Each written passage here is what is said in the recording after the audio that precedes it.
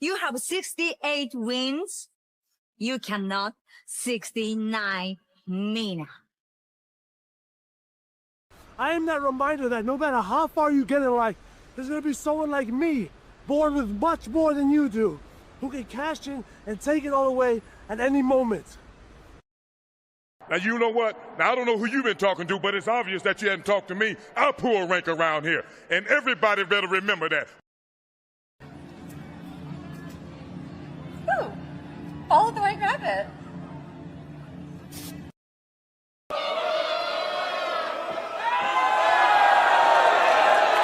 The mask has been removed, but I tell you what, he's still the same pro wrestler, whether he's wearing a mask or not. You can call this the New World Order of Wrestling, brother. Whoa!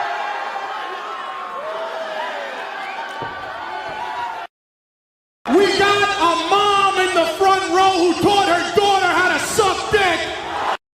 None of you can handle Tekla. None of you can handle the Sisters of Sin. And none of you silly bitches can handle the Triangle of Madness.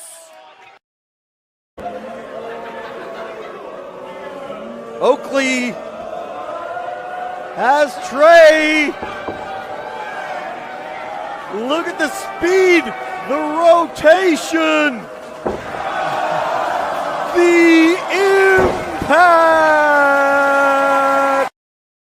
What is going on, everybody? Welcome once again to the Saturday Shenanigans, hosted by yours truly, the Renegade JJ Williams. Hi guys. Hi guys. CM Punk drama bullshit to the side. I still consider Hangman the worst AEW champion they've had. First of all, we're going to bring in Walter Cruz. I said that as a joke when, what's his name, did his promo Monday. He said, I'm from a prestige university. I said he majored in Steiner, man. We've got the Heb man, James Hebert, in the house. I do really cool and dumb things for mutants. Right. A lot of shit going on here. A lot of fucking crazy ass shit.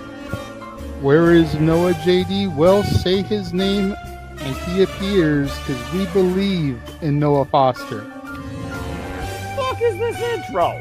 It is one of those things where as fans, we do have these desires of what we want to see, but sometimes you can't always get what you want, and there are reasons you truly don't get what you want. I wouldn't even listen to this in Grand Theft Auto San Andreas. What the fuck is this shit? God, rap is whack.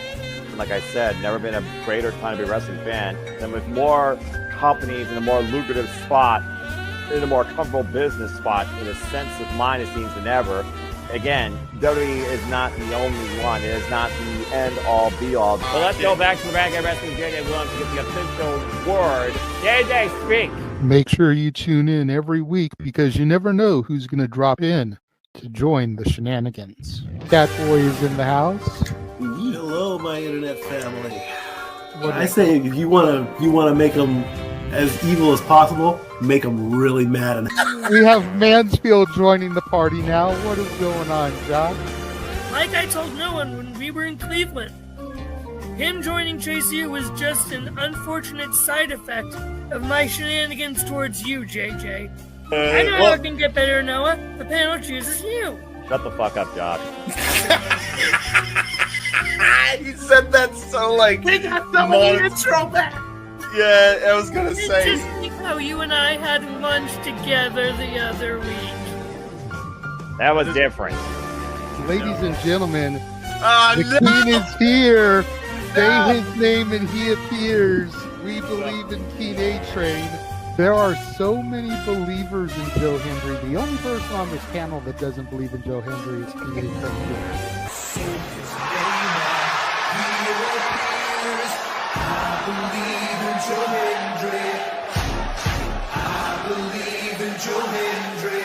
Tell the world why you do not believe in Joe Hendry. The reason I do not believe Joe Hendry is he is Fandango 2.0 in a entrance merchant. I rest my case, Your Honor. Hey! There's something wrong with being an entrance merchant. He has some of the best entrances of all time. Teleporting into the command center, all the way from Angel Grove High, Datilla. Oh, yeah. I went to the command center on Thursday. I went to Vasquez Rocks, which is where they filmed a lot of episodes. Somebody actually climbed to the very top of those rocks. I made it halfway. I was like, I'm not going up there. Definitely Toni Storm versus Mariah May. That's the one match I probably am looking forward to the most. I really like the story. I'm familiar with all about Eve, so if it plays out that way, I kind of know how this is gonna go. Say goodnight, Datilla. Good night. James, you did say his name. So he shall appear, ladies and gentlemen, the first time on the Shenanigans. Jeff Meacham is in the motherfucking house. Ah! All right, we're coming in hard with the botch. All right, fucking hell. It's good to be back. It's good to have an opportunity to talk to the crowd on a Saturday. If you want to have yourself stomach through it, you can go back and watch when the Main Event Mafia took over Impact. That's what James is talking about. So if everybody just joined us, we're talking about people sedating people, attempted murder, boys, and tips. Welcome to Saturday Shenanigans, everybody. Aren't you glad I'm back? Welcome back, Jeff. Cool.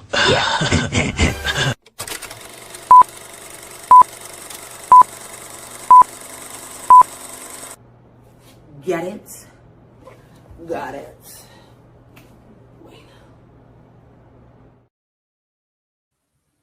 What is going on, everybody, and welcome once again to the becoming all too frequent midweek shenanigans here from the Simply Reliable Studios. It is I, your moderator extraordinaire, the Renegade of Wrestling, JJ Williams, joined by the four horsemen, it seems, here of these interviews. Mr. Reliable Walter Cruz, the He-Man James Hebert, Nick. Just yeah. Nick. Yeah, just Nick. Just Nick.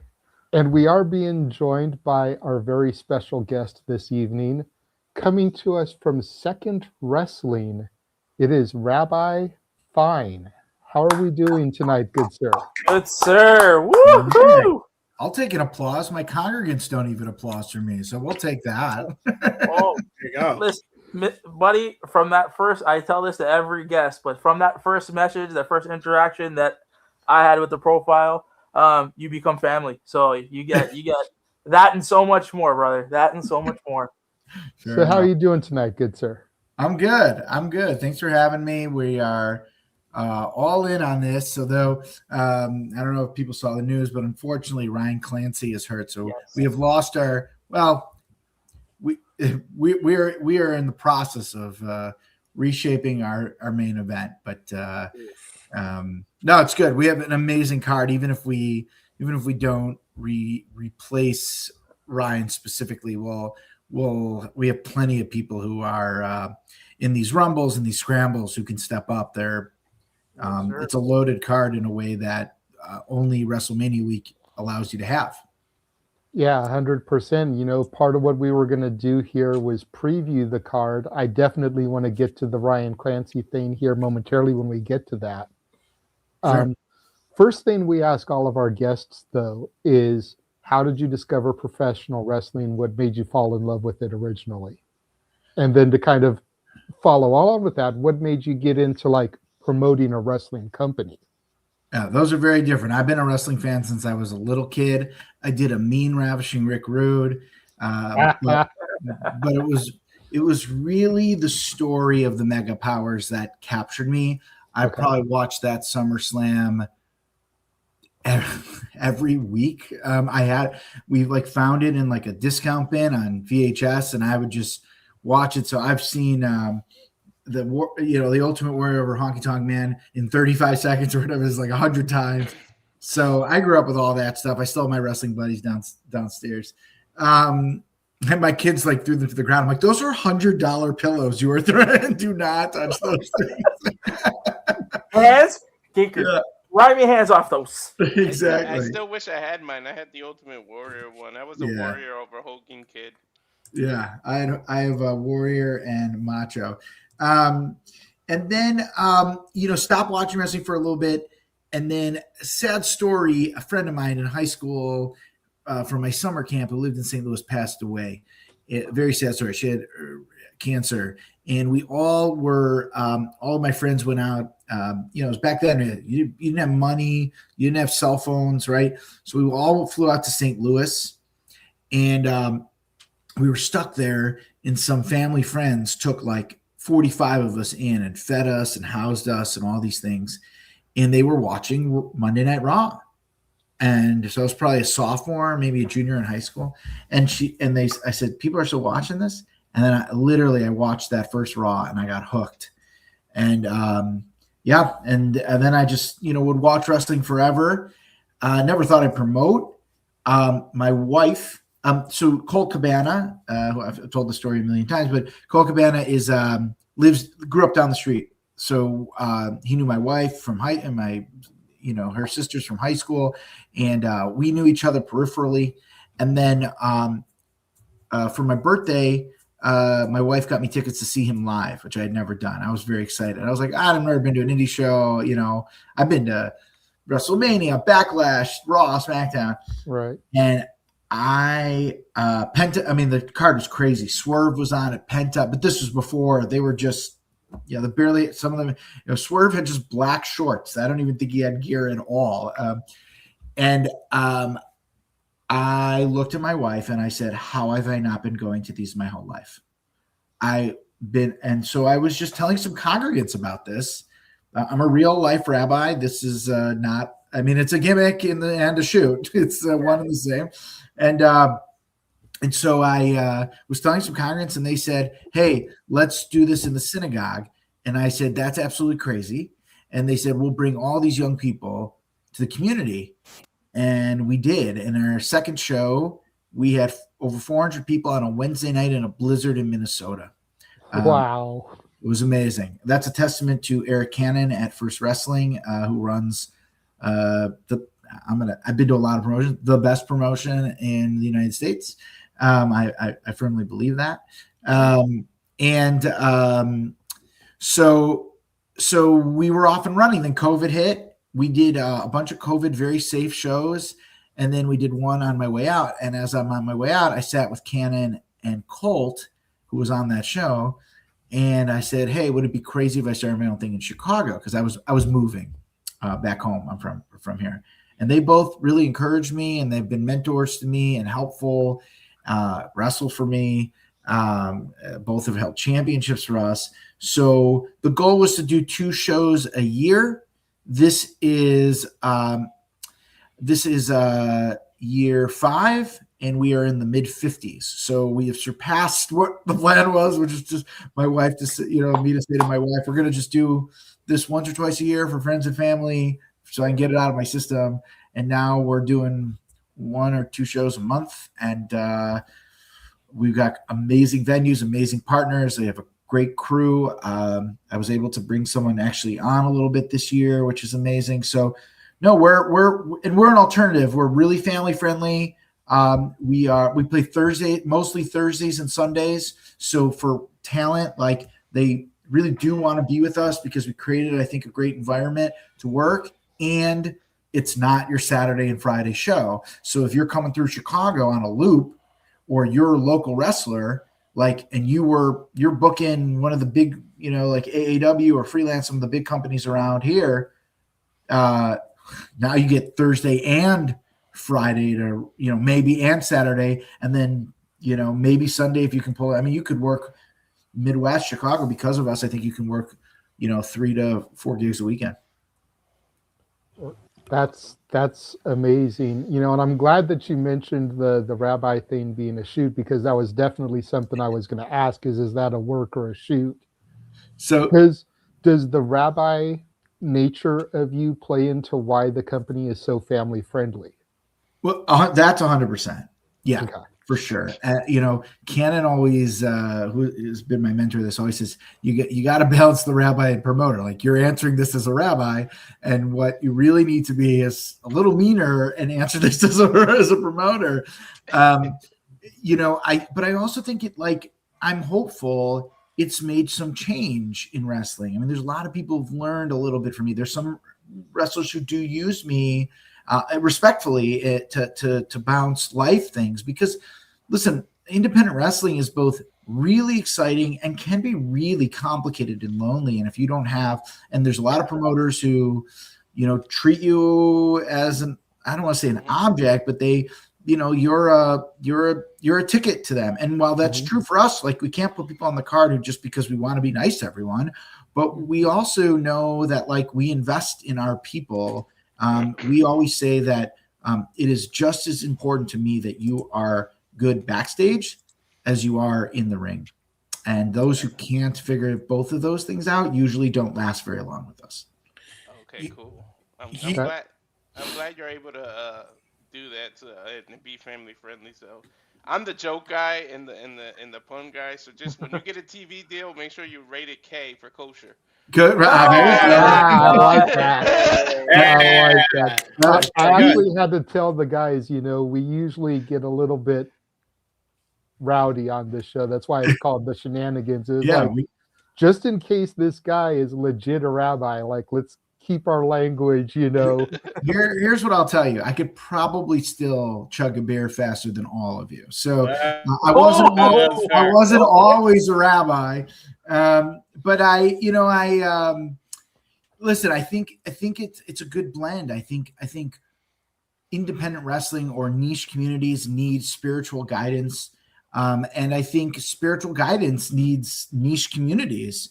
And so I've learned a ton about dealing with people. I've learned a ton about business. I've learned a ton about a growing community, advertising, all of which has come back and helped me as my shoot job as a rabbi. I did ask Cannon, this was I said, but I can't, everyone's got a name. I can't be rabbi. He goes, you're Googleable. Like people can Google you and see what you do for a living. You can't change it. You're our stock. So I was like, okay, that's, like Logan Paul is Logan Paul because he can't just be the Maverick. Right. So yeah, there's some complexities there, and it took my community a little. In Minnesota, they were very supportive of it. Here, some have been really supportive. Others struggle to see like what the value in is in it. It's a great balance. I mean, no one should be so removed from the world just because of their professional job. I don't care if you're clergy or an accountant or if you're just doing numbers and you don't look at the person whose books you're doing, like you're probably missing a big part of the story. That's awesome. Fair enough. James, I know you had a question. Go ahead, bro. So I have a comment and then a question, because it's so funny you mentioned about like how people said you needed to be a little bit meaner. Like you can't be on the fence between being a rabbi and which is a nice guy, and then being a promoter who's usually an a-hole. It's so funny because like recently, I don't know if you've heard this, but it's so timely that the Tony Khan podcast interview with Vince Russo happened. Him saying the exact same thing. And it's just, no matter how big or small, I think it's now becoming the opposite. And I think that's really good that you're doing that in that regard, because, no matter how big or small, maybe being a nice guy doesn't always make you finish last. And I think that should be encouraged more, especially nowadays in today's society. It's really, really refreshing.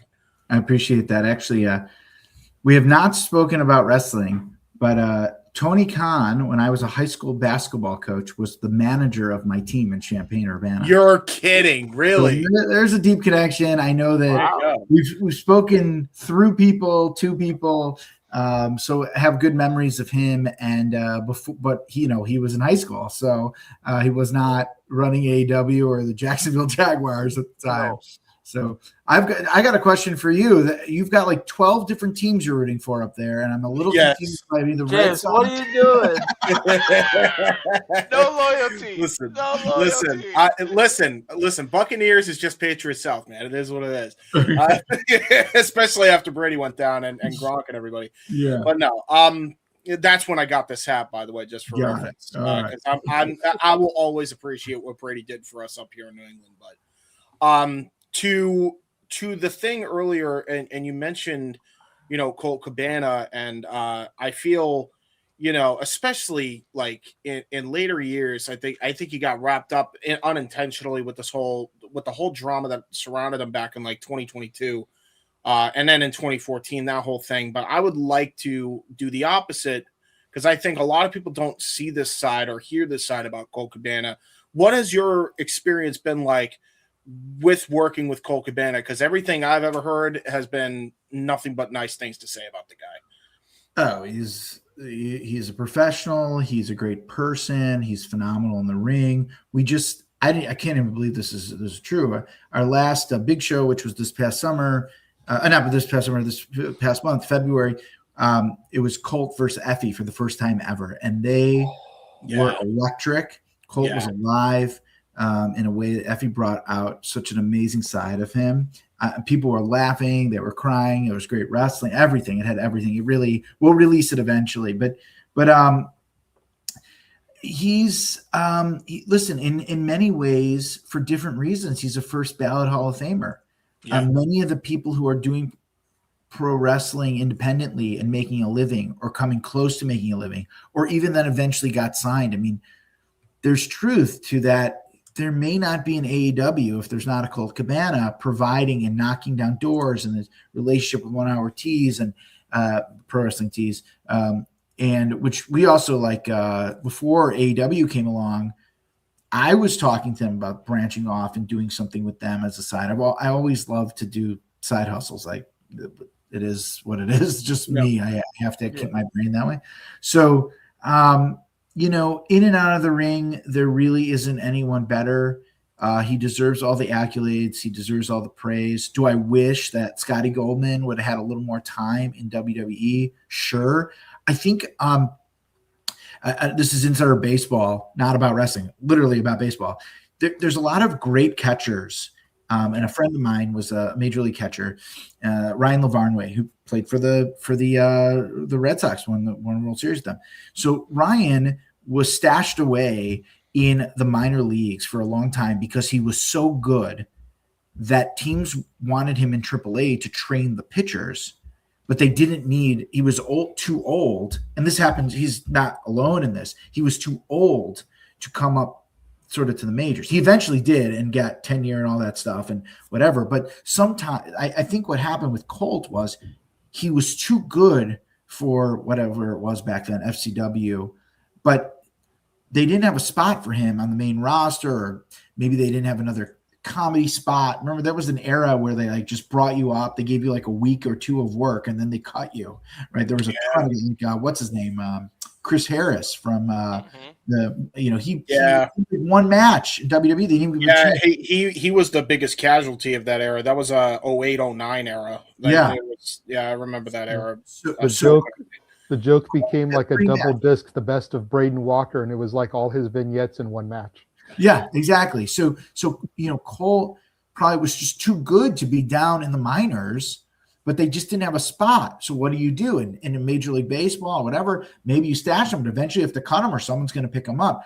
With WWE, they were the only game in town besides TNA, and he had a great run in NWA for a while, and obviously he's done overseas. So Colt's done amazing work. He's such a locker room leader.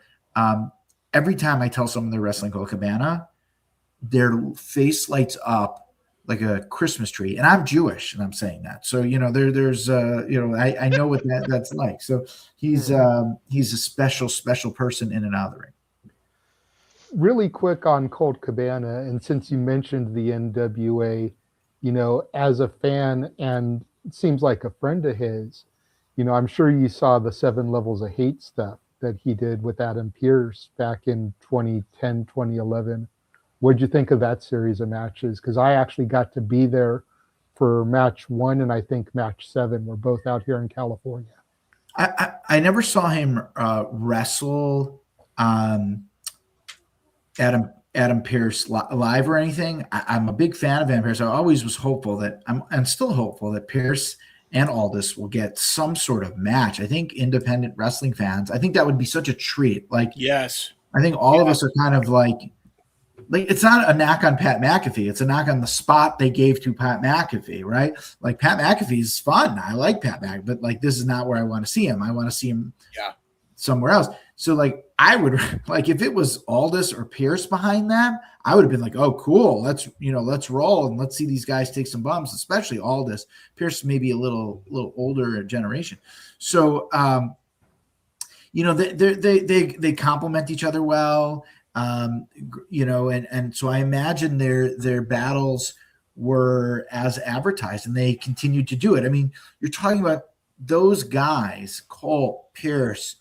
I'm trying to think who else is who's in that like category. Eric Hannon also, like guys who really had great independent runs, who just for whatever reason didn't. And we're seeing that too. Like we were just talking about this in the locker room yesterday. Is that there's sort of like this turnover that right now we're seeing a lot of people either signed or retired in like December. So if I just look around like Chicago, Maggie Lee's doing tons of work with TNA. Lainey Luck is now WWID. She's not around as much, they're doing great work and they're still taking bookings, but it's not the same as like you're starting your indie run, right? Yeah. There's a couple of people that last night we had a wrestler on early on, and her cousin came to the show last night, and I was like, why hasn't she ever hit us up again? He's like, she retired. Like it just, there is a little bit of a turnover, either because guys didn't get to where they thought they'd be, or they're done. And I think luckily for Colt and for Pierce and Cannon, they all have done it differently to make a living through professional wrestling. And it may not have been as the superstar main eventing WrestleMania as they thought, but they're all like massive contributors to the world of pro wrestling. And they're all doing it differently. And there are ways to make a living as a wrestler if you're not Roman Reigns. Yeah, 100%. I feel like Cardona gets a lot of the credit for showing that you can make a living on the indies. Yep. But I think like Colt was kind of like the 0 point for that, the blueprint. Because if Colt hadn't been one of those guys, and like we mentioned, Pierce, and then there would have been no blueprint for Cardona to follow and expand upon. Oh, 100%. Yeah, I was talking with a guy yesterday who was pitching us something, and I said, the Indies it's sad to say, but it's missing Matt Cardona because also he was reasonable, right? Like he knew who he was. He was a draw, and I said to him, I was like, even if you didn't sell the tickets you thought from Cardona, his tweet alone, his social interactions, get your company advertisement, which sometimes you have to put money into, whether that's the amount of money you wanted.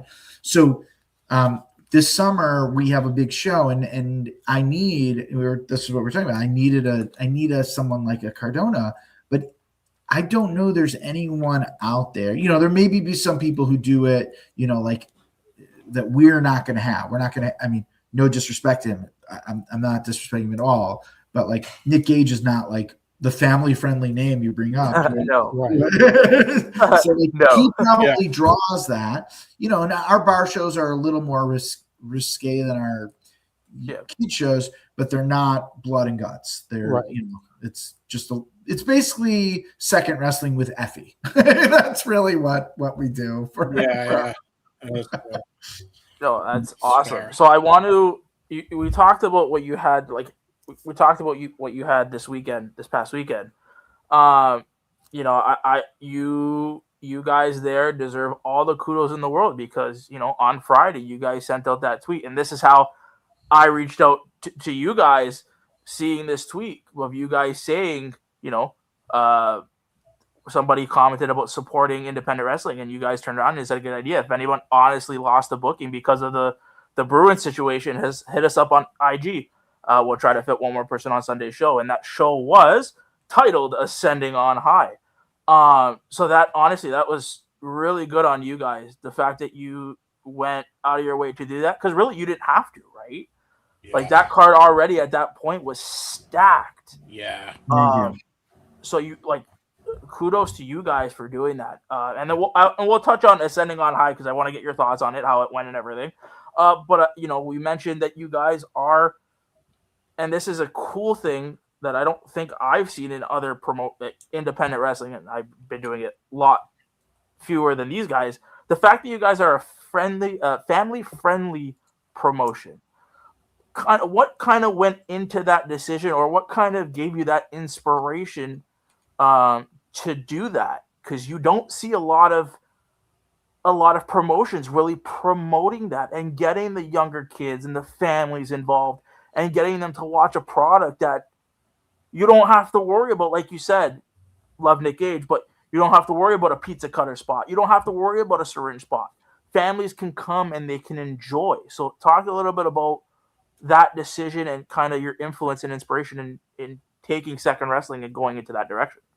Yeah, sure. So I knew we wouldn't just like, it's my personal preference. Like I grew up with, Hogan and Macho Man and Piper and Hennig. I'm a massive Mr. Perfect fan. So Steamboat, like those guys, those guys are what I loved. Yeah. And I think, listen, it's a blessing and the curse. The blessing is that we have a really unique crowds. Yes. Yeah, I saw that the show before that you guys had before Ascending on High. I watched it back a little bit. That crowd was a really good crowd. Yeah. So we have really unique crowds. We play things others. Some of the advice we got was like, and what we didn't want to do, which was a lot of people get into promoting because they're like, I want to run wrestling, which is true. I did, but I really wanted. I mean, I didn't think it would take off this way. I thought I was like gonna have my guys from Minnesota, who I, became close with while I was up there running a sort of a venue, would come a couple times a year, and I'd book them in like dream indie Midwest matches, maybe do a signing every once in a while. And what happened was we had our first bar show was headlined by Billy Starks and Chelsea Green. Ooh. And we just saw a crowd. We're like, who are these people? They weren't at our first couple shows. Like, who are we? Don't know. But they all, Chelsea was the only person we've ever booked. The second I announced her, tickets went from here to here. And she is the best. My favorite person still to this day, I think, that I've worked with outside of like my friends or close people. So that took us into a different area. So we play both. And also, like, there is enough wrestling in the Midwest and certainly in Chicago to do that. I didn't need to do what everyone else is doing. So there's a great company here called Freelance.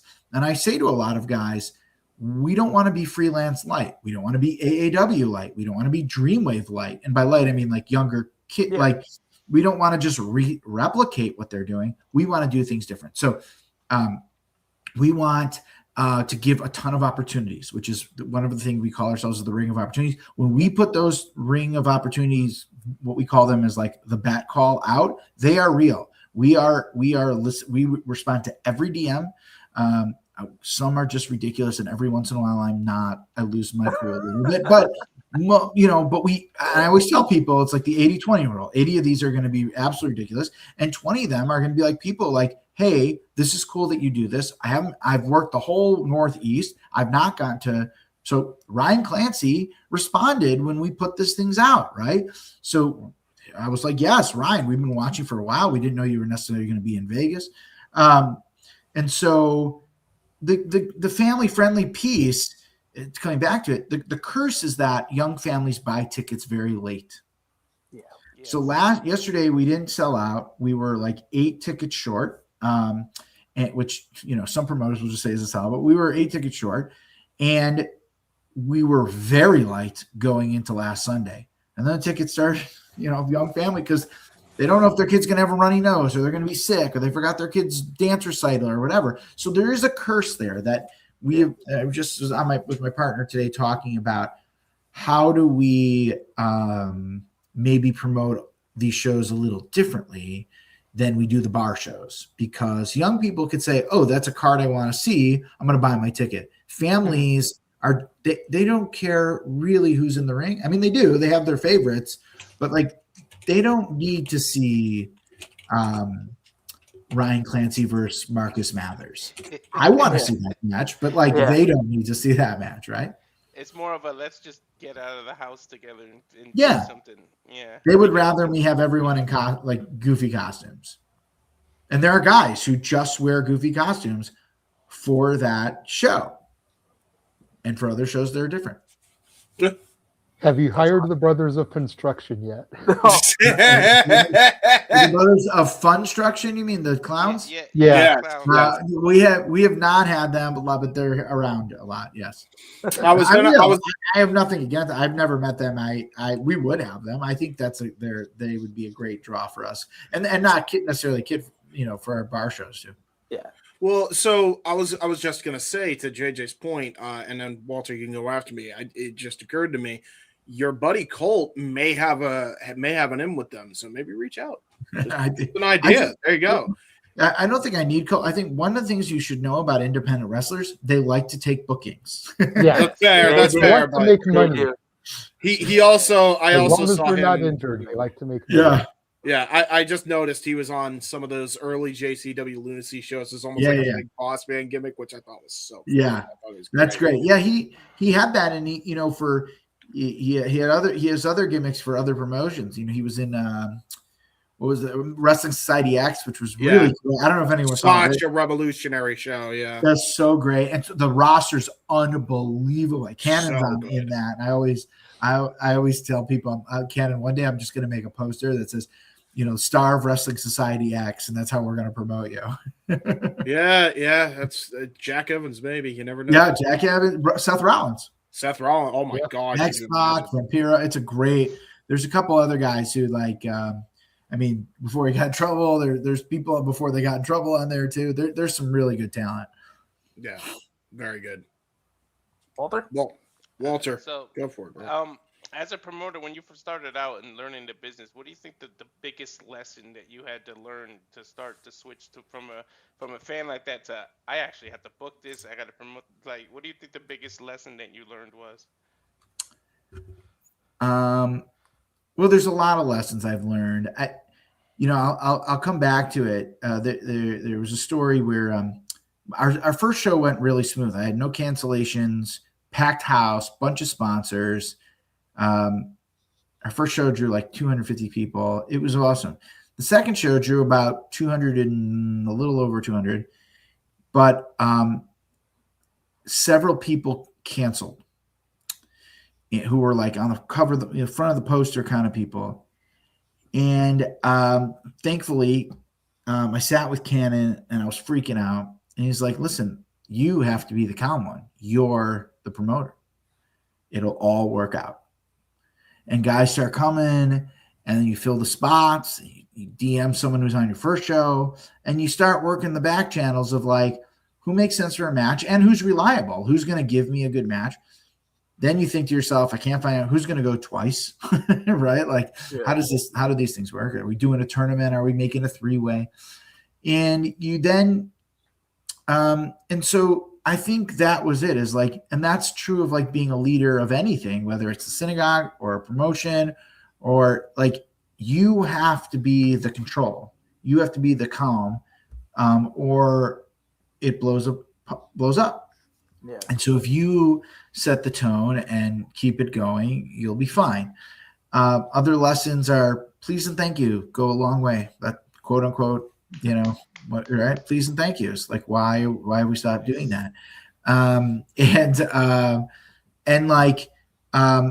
There's other little things like I believe the best I can feed the boys. Like there's nothing better than a wrestler leaving it with a full stomach. Like they're so grateful. They're so grateful for that, especially if they've been on the road, 3-hour drive and they don't have to stop. They can just go home because you fed them. Like there's little things like that we definitely do.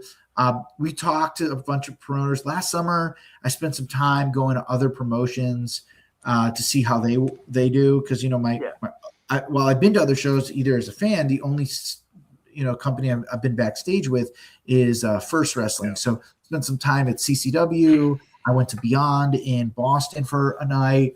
And then I saw Wrestle Arts in Indianapolis. So I spent some time like learning, watching how other promoters do things. They all do them very differently, and tried to incorporate some of that.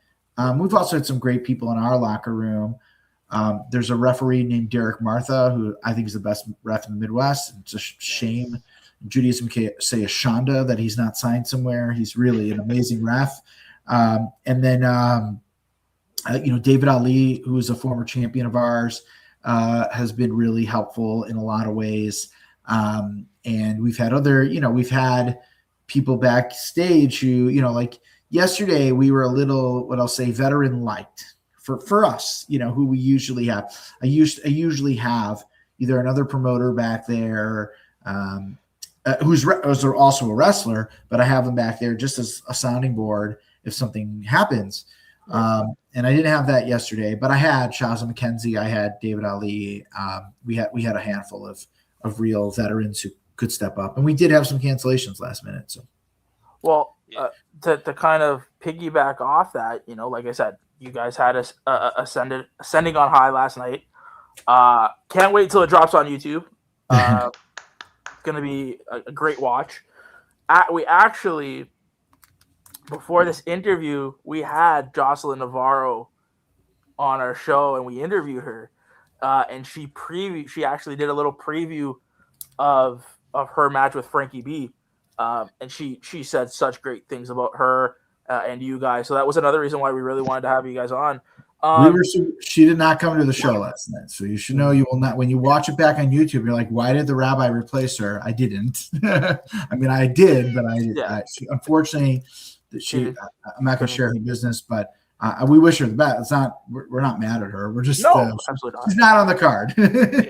She's on the poster, but she's not on the card. Stuff happens. So I mean, my question is really, again, talk to us a little bit about that card. Kind of what was your mindset going into some of the matches that you had? Like you had Shaza McKenzie versus Rebecca Scott. So talk to us a little bit about those. And we would definitely be remiss. We would love to kind of put over. I know that you have your world champion in Sabotage Sean Logan. And then you had your tag team champions in CJ Martin and Jordan Cross. So talk to us a little bit about those talents, because those are names that we really haven't really heard of in the scene. So they're great. All of them are great. There's so the key to last night, two matches were sort of the headlines. The first was a rematch between the former champion David Ali and Sean Logan, who've been in a feud for about 10 months. And last night was Sean is now the champion, and is still the champion after yesterday. Controversial ending, but he is going to WrestleMania with the belt. And now looking for an opponent. So that was the key, especially because that venue had seen a lot of the buildup of that story, but didn't see the payoff because the match was at Cubby Bear, and those are really two very different crowds. I mean, some people overlap, but they're different crowds. So Cubby Bear is our city where we play in the city. And I believe it was one of the best rivalries in independent wrestling. I mean, if you go back and watch the story and how it happened and their different journeys to ascending on high, they pun intended. They really bring the best out of each other. The other was Shaza and Rebecca J. Scott. I have nothing but the world to say about both of them as wrestlers and as people. Rebecca J. Scott caught our eye. We like to bring in a lot of new people. We like to give people an opportunity to come to Chicago. We like to give a lot of people exposure. People have been hyping her up. And we brought her in, and she did great for us over December. So we basically booked her immediately for this show. And Shaza had told us she has never wrestled Rebecca J. Scott. There's nothing more than what Rabbi Fine likes in wrestling is a first-time ever match. The fact that the only time Billy Starks and Chelsea Green have ever locked up in a match, and first time ever, was in the second. I can smile every day knowing that happened in the ring. You pat yourself on the back and be like, Yes. yeah. And to sit there and be like, how has no one booked it? Like Effie and Colt. I literally looked at Colt. We were looking at the card. He was wrestling someone else. And then he's like, I've never been in a singles with Effie. And I said, well, you are now. How can I not own that content? That's awesome because we're big Effie and we're big Chelsea Green promoters here. We Yeah. love them both. So They're great. So we really felt with those two matches, our regulars would be excited. And then we brought in a lot of new faces yesterday. Like I said, in December, I felt there was like a change. And which means if you are a promoter using all the people you used last year, either for whatever reason you didn't feel the change, and maybe that's a good thing in the sense that your talent is not going anywhere, but or you're oblivious to what's happening, which would not be good for you and your company. So we yesterday we saw Kevon Lee, and we will be Kevon's already coming back for us. He's awesome. He's a student of Hornswoggle, and really a nice addition. Will be a nice addition to our locker room, and we're excited to have him back already. And then Frankie was said she was going to be in the country, so it was a little cheaper than a flight from Australia. And then right. So and then I'm trying to think about. And then Cold World, who is another tag team that Chicago hasn't seen. So this is Corey Steed, who is part of that team. Mm-hmm. They just came back from Japan. He was our first Ring of Opportunities. The first time we put out a tweet and basically said, hit us up. We want to book someone who's never been to Chicago before. And it just happened to be that we chose Corey. So he's come back a bunch. He was on our first show. He was on our first bar show. He was on that show with Billy and Chelsea.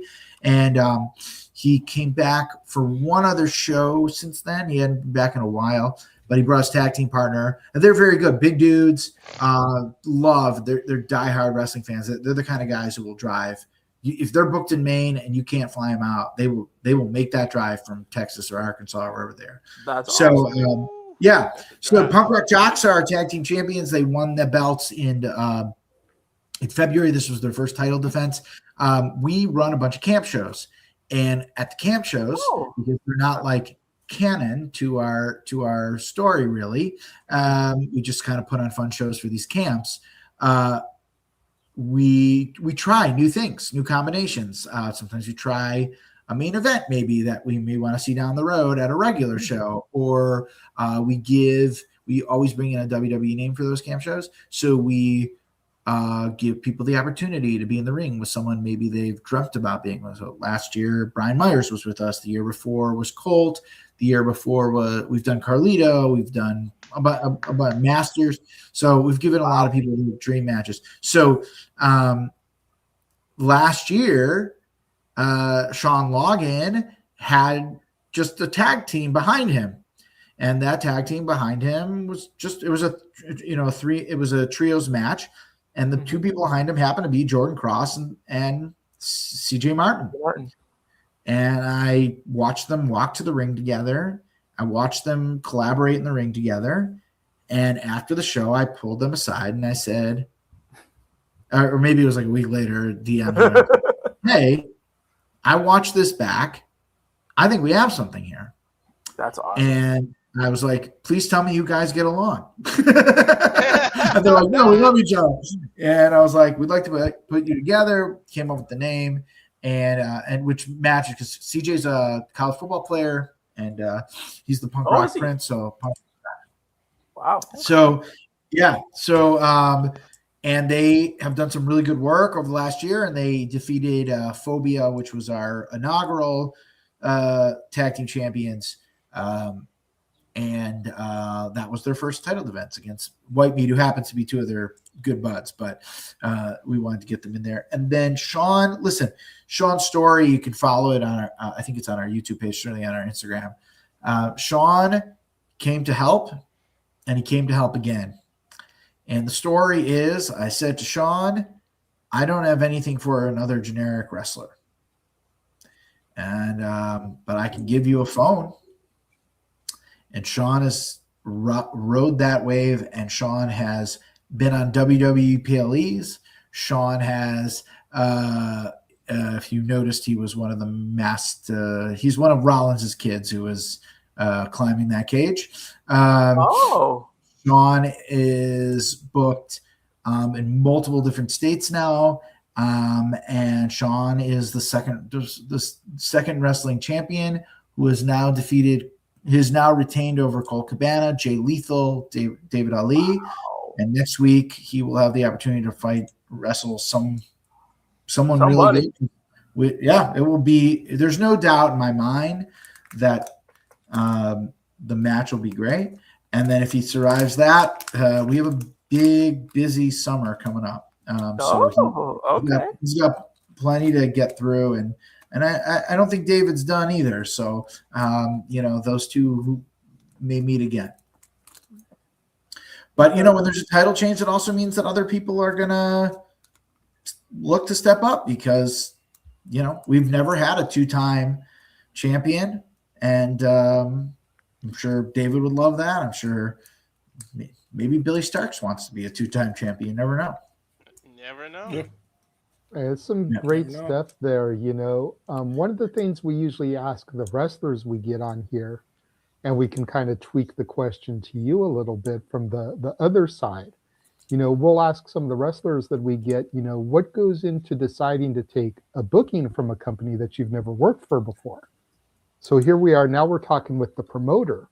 What goes through your head when you're booking a talent, and especially a fresh talent you've never worked before? What kind of like criteria goes through your head as you're reaching out to these talents, or as they're reaching out to you? Like, talk to me a little bit about that process from your side of things.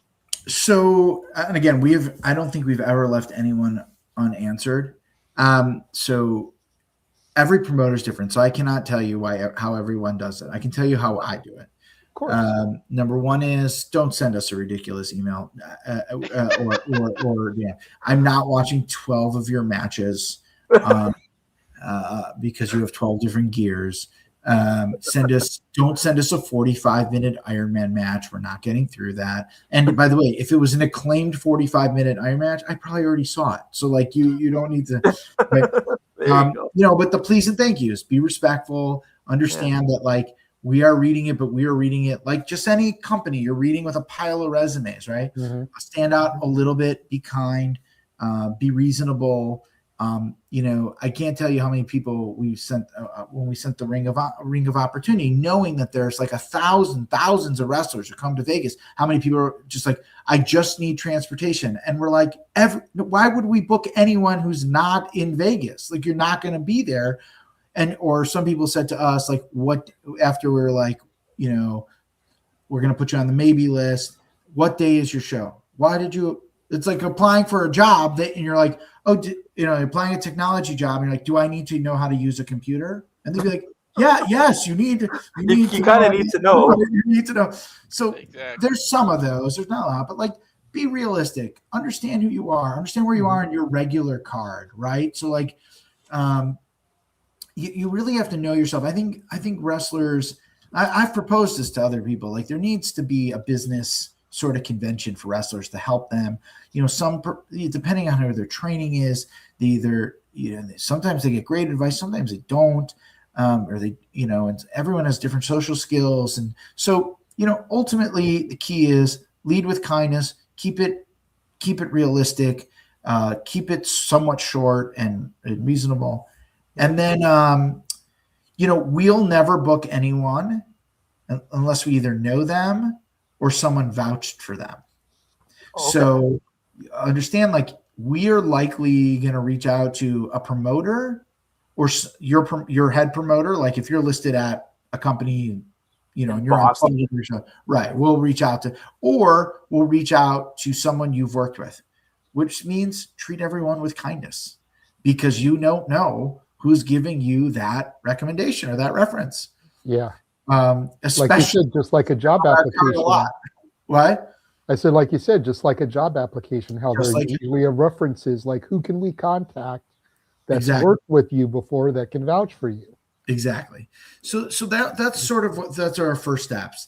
And then ultimately, like when someone, if there is someone, like I'm not going to use the person's name, but there's someone right now who we really love working with. I don't really have much for them to do, and they don't really fit so much our vibe in the way I see it. Mm-hmm. But I love having this person in the locker room. This person is booked, not this person would like to be booked on every show. This person's booked on like a couple shows a year. And so like, then the conversation is, how do we present you in a set? What do you bring to Second Wrestling that I don't have?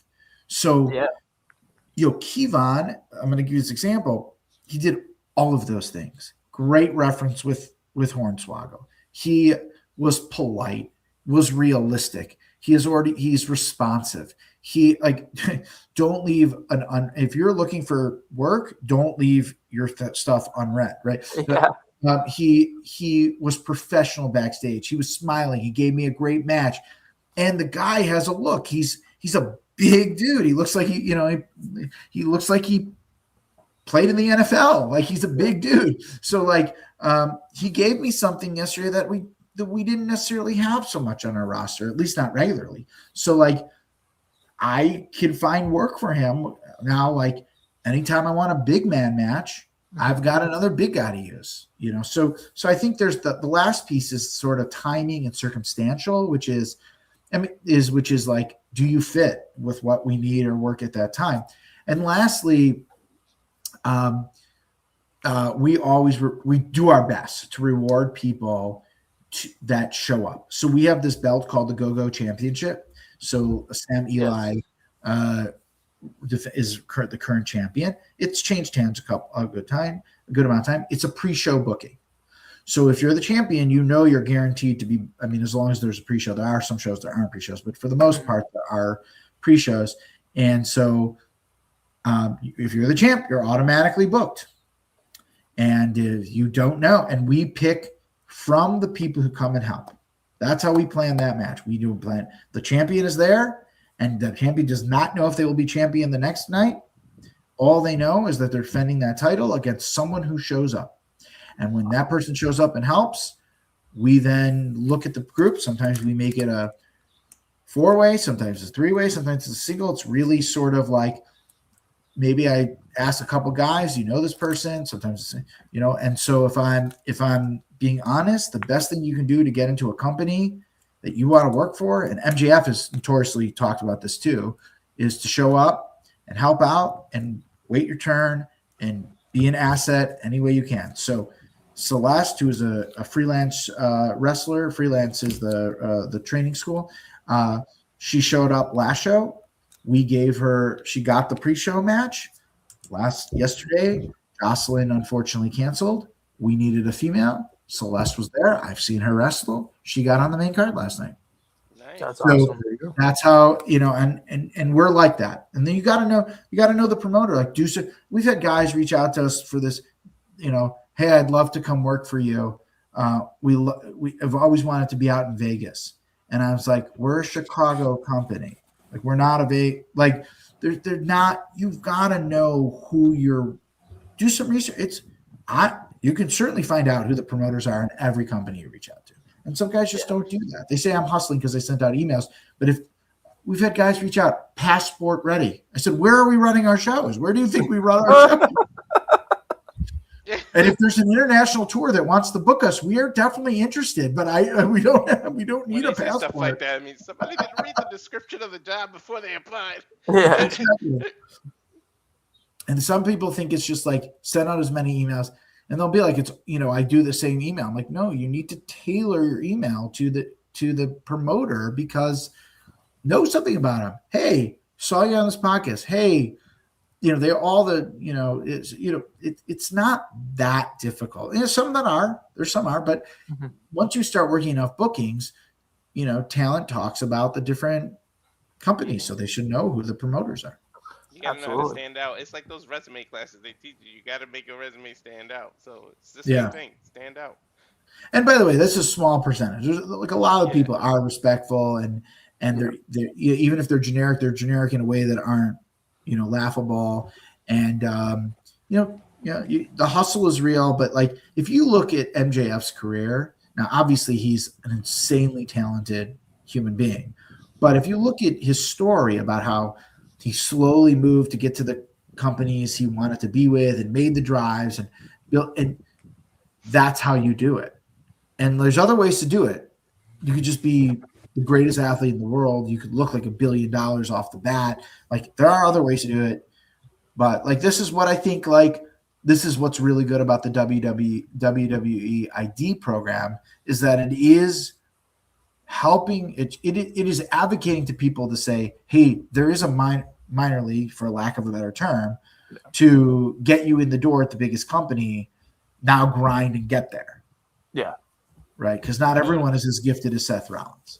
Totally. No. So to follow up to that, like I'm trying to get in the mind of a booker. Like when you have certain cards in mind, or you're gonna think like ahead of time, do you cater or think of certain wrestlers that you want to be on there? Because like you hear in the music industry, you know, they write songs with certain artists in their head, even though sometimes it might not get to that certain artist, and then it goes to somebody else, and either way it comes out a banger. So do you ever like think of cards with certain people in mind, but then, you know, someone cancels last minute or someone isn't available, so you like, I still think it'll fit to this person, so let me reach out to them, and then it comes together regardless?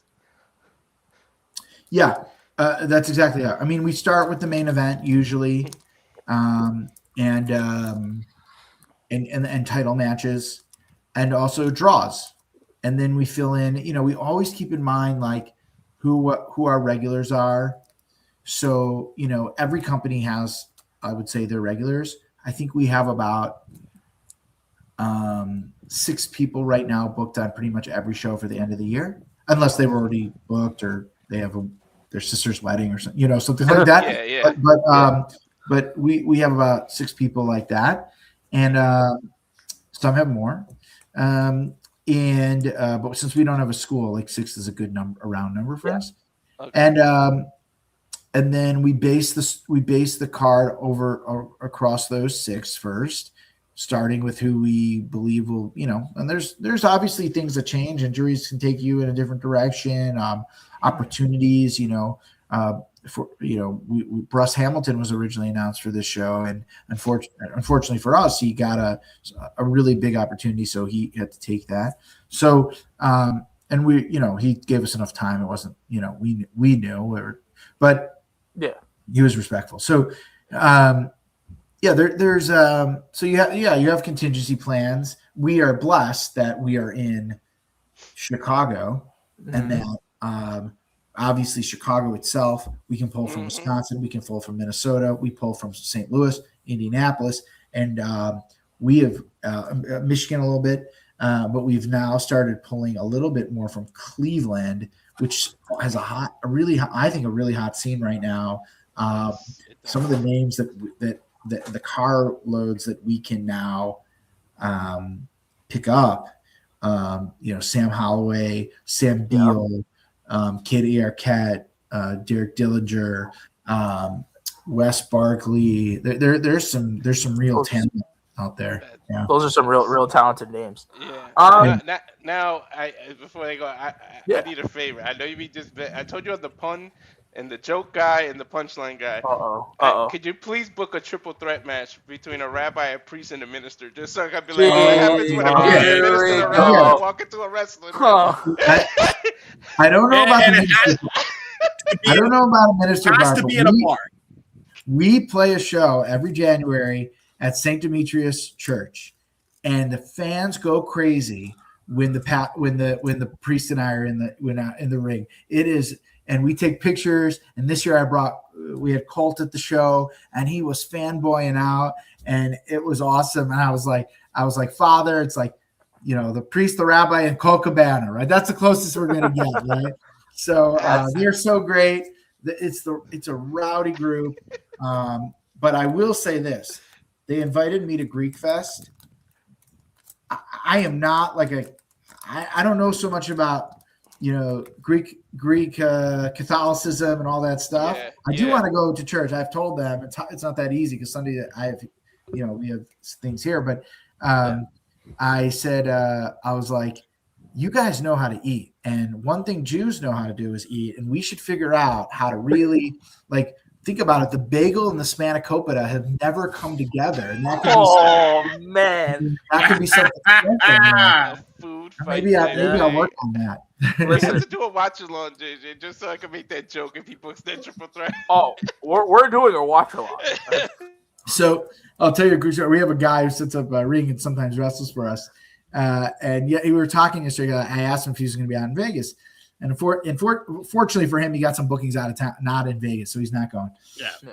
And he said, but I told someone the rabbi's going to call him. I was like, you told him the rabbi? Like, did you? He goes, why did you just call him the promoter? I go, wait. And then I said, wait, is the rabbi in wrestling, the rabbi promoter, the rabbi in wrestling a thing? He goes, it's absolutely a thing. People, when I said that, people know what we're talking about. Like random people, I'm like, this is a thing now? I don't know. Well, whatever, I'll take it. Whatever sells tickets. I was going to say, yeah. Well, something on here that we like to do, and we love the wrestling, we love it, but we really want to get behind the person. We feel like, we want people to relate and kind of know you personally. So my question would be, after a long kind of day of wrestling and being in the promoter head, what do you kind of do to distress, to get away, to kind of disconnect, and just tell us a little bit more about you outside of the wrestling business. We got the rabbi stuff, which is amazing. Talk to us a little bit more about like what you like to do, and again, what you kind of like to disconnect, how you kind of disconnect from wrestling. Wrestling is my disconnection, in fairness, but I'm not. Mondays are my wrestling day. I spend most of my Mondays doing wrestling, cleaning up, booking the next show, working on venue, whatever details need to be. Usually after a show, I don't think this is because I need to de-stress. I think this is because I'm 44 and old. My body is old. My brain is 20. So I usually try to get some sort of massage, even if it's like going to one of those places like a massage chair, just to like stretch out my body. Ultimately, I love spending time with my kids and my wife. I have an amazing group of guy friends who I spend a good amount of time with. And I'm blessed to have some really deep buddies who, we joke about when we get really old, we're all buying a row in the old age home together. Cause like, we don't really, the wives can go wherever they want. We're hanging out. Like, that's what we know. I watch a lot of comedy. I had a lot of like past lives hobbies. So I have the longest running Jewish sports blog that's a joke from Airplane, but also a real thing, which also allowed me to like cover the Super Bowl, and I got to cover the Final Four, and I got to cover NBA and WNBA, and I serve as like the team rabbi occasionally and do some stuff with Team Israel baseball Olympic team. So that's kind of cool. So I've been to 3 stadiums already this summer.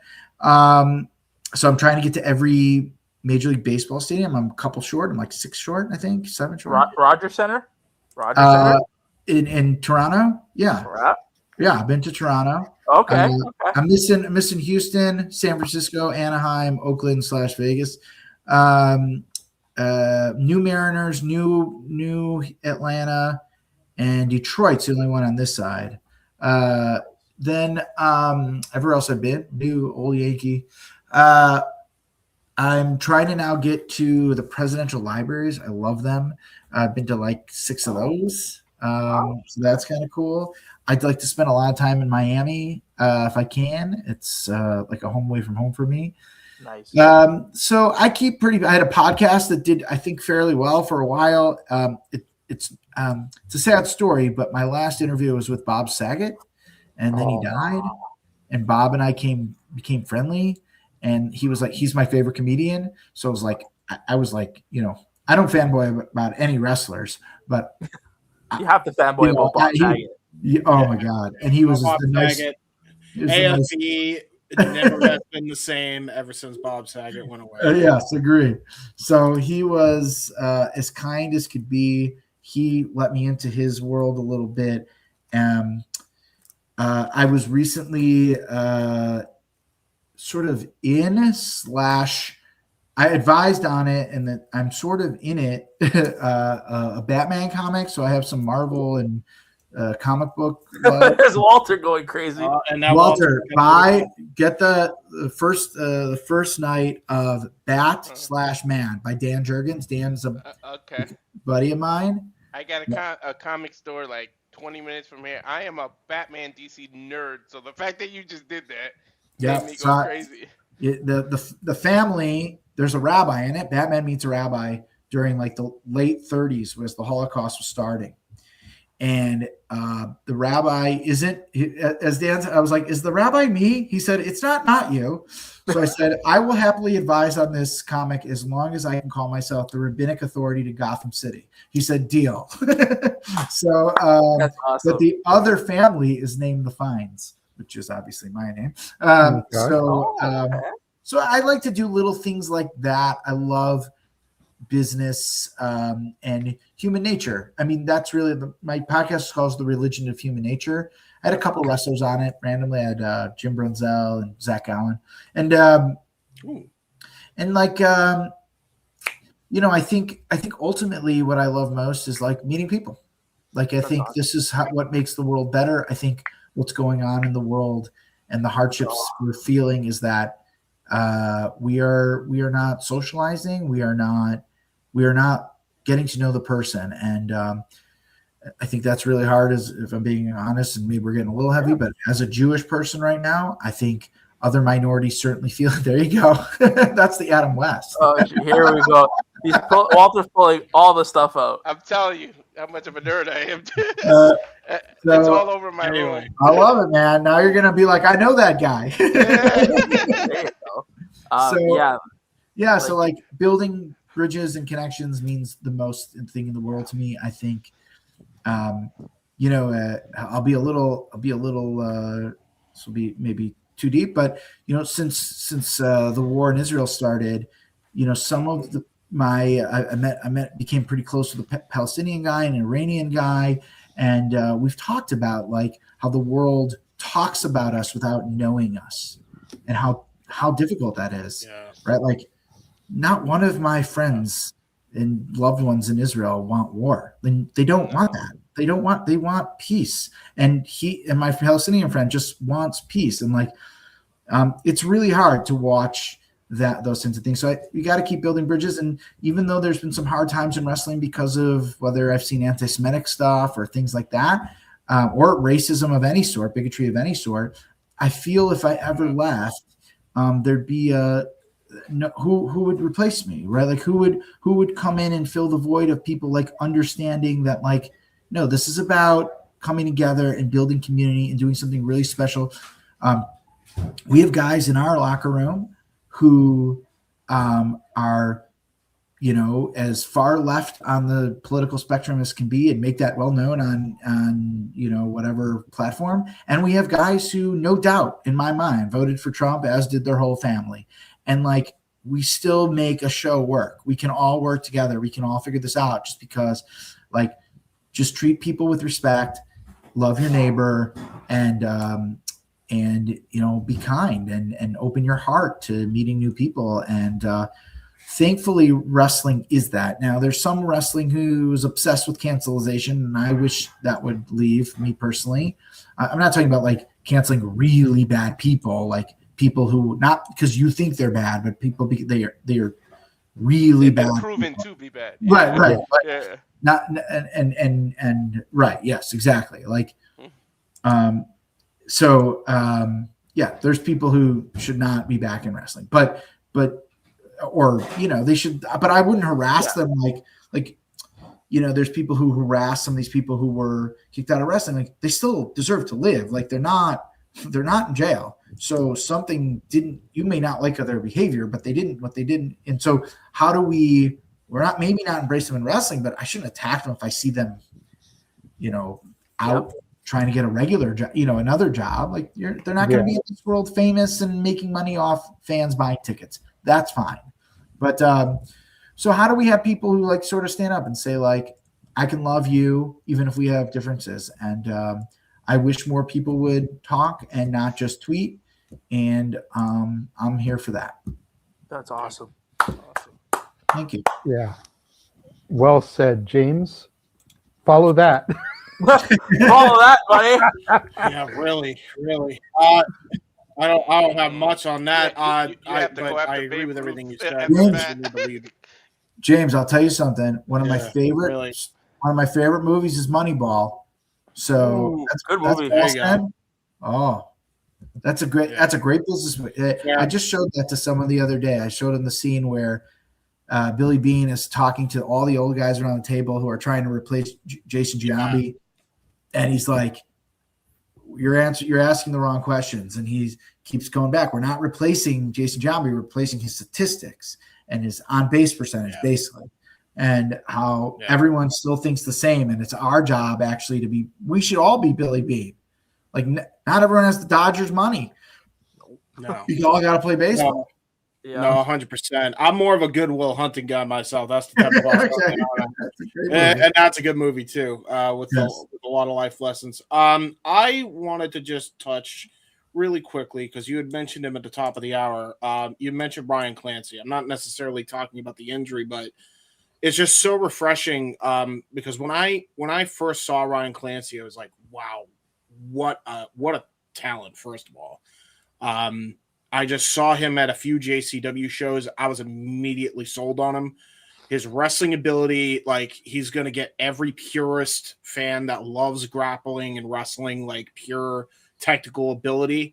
I feel they're going to love him for that. But then, he's also like squeaky clean, perfect, like goody baby face kind of energy in that he's great for families, like, and you booking him, obviously, I feel like was a no-brainer.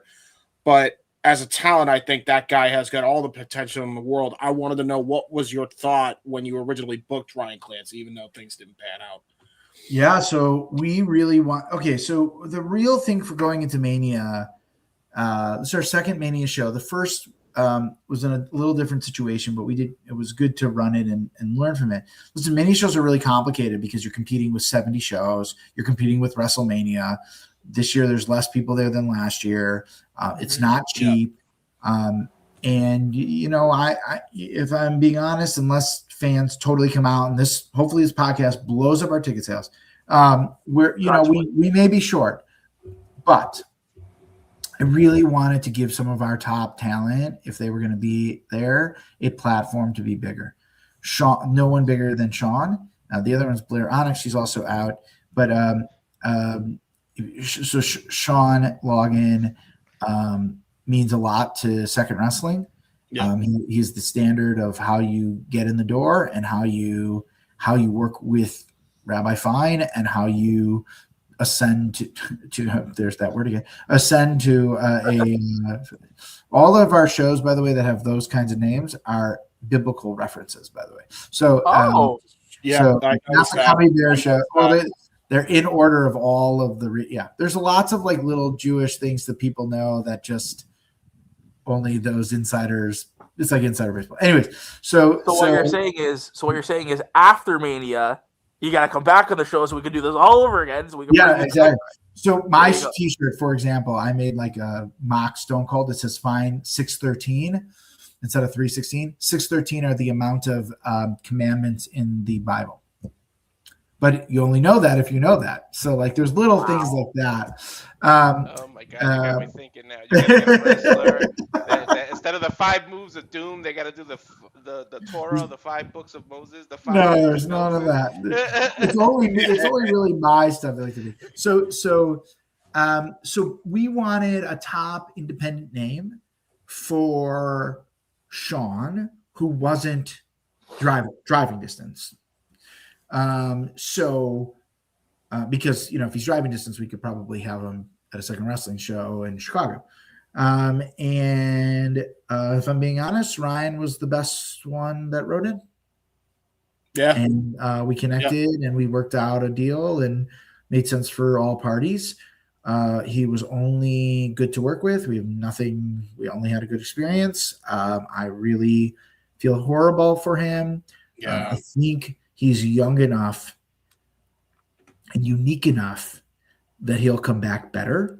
Yeah. Sometimes when it happens to some of the wrestlers when they're a little older, it's a little tougher because, at some point, father time comes for all of us. Like I did one match. I trained for it. People always say to me, "Are you gonna do another?" I'm like, you know what? But it would, I would, I would have to drop 45 pounds. Like I can't. Because if I did it again, I got to do more than I did the last one. And so I've trained a little bit, nothing too extensive, but so it's very disappointing for him. Obviously, he was on a great run this whole year, 2025. He was easily one of the top independent wrestlers in the world, if not one of the top wrestlers in the world. I think he could fit into both companies. I think he could be a star off the bat at TNA right away. I think he's that good. And if not, he certainly seemed to be stock rising. It doesn't hurt that his best friend in this whole business is Marcus Mathers. He's also stock is rising. We had Marcus out. We had Marcus out. We're having him back in a little bit, but we had him out here this past. Him and David Ali tore up. It was the first main event at Cali Bear, and Marcus is a special dude, and there is something about him immediately when he steps into that ring. And I believe of all the IDs, except for maybe Laney and Mimi, but of the first batch, I think Marcus has the brightest future. Yeah, I agree. I agree with you. I just wanted to bring up Clancy because to your point, like that kid, he's going to come back from this. And I think if I basically am doing this almost as a PSA for any promoter, since you are one yourself, if you want somebody when he comes back from injury, get him on your shows because Ryan Clancy has got a bright future in his own right. I think he's got the total package, and I think you'd be lucky to have him. Yeah, we've seen his stuff. I by accident, I bought IWTV to watch the life of. They do these like mini documentaries. Yeah, but the recent one is Alex Shelley. Okay, so I did it to watch Shaza, Billy, like all of our people. I was like Cole, Radrick. So I was like, it'd be fun to watch, their stuff and support them, right? And I by accident clicked annual pass instead of monthly pass. So I had IWTV for the whole year. And so I started watching some Beyond, and that's how I found Ryan Clancy. Awesome. So, He's great. He's fantastic, man. See, a blessing in disguise, and you did that by accident. Yeah. Yeah, there you go. It's almost like God knew I wanted to do it. It's almost like I had a direct line. There you go. Well, while we're talking about the Mania card, let's go ahead and talk about some of these other matches because you've got a couple matches that are hilariously named. So I've got to put them over, like the We've Never Worked With You Before Scramble. Yeah. Okay. So we decided. So when people started writing in. So remember, there's the rabbi side, and not just the promoter. I want to give everyone a spot that I can, that I think is respectful and all that stuff, right? And so I also want to see talent because I'm out there, so it's my chance to see people live, envision how my crowd would act. And so many of our people we've worked for reached out to us that they're going to be out there. Davina Thorne. I'm trying to think. Alfonso Gonzalez, a bunch of people in that. Jordan Cruz, and we really wanted to fit them all in. But like, I also know WrestleMania starts at like 3:00. The show, some people will go to an indie show and then go over there. I also know that I only have X amount of cards, spots on the shows on spots on the card, Right, and other companies we're only running, we're running 4 or 5 matches, and the companies are running the others.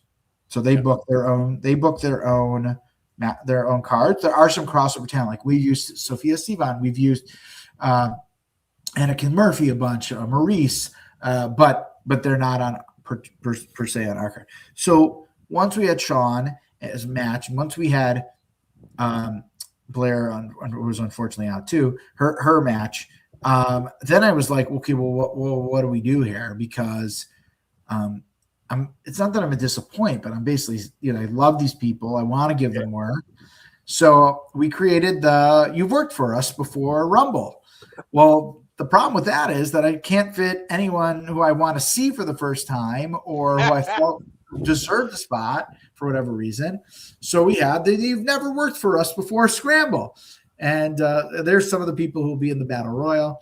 Yeah, that was going to be the next one I was going to ask you about because, to your point, we've booked you before Battle Royal or whatever. Yeah. Like, again, hilariously named, but continue.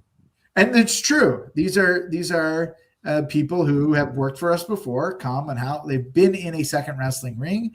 And then there are people who had not. And I was like, okay, we can divide them this way. The difference is the Scramble is the pre-show.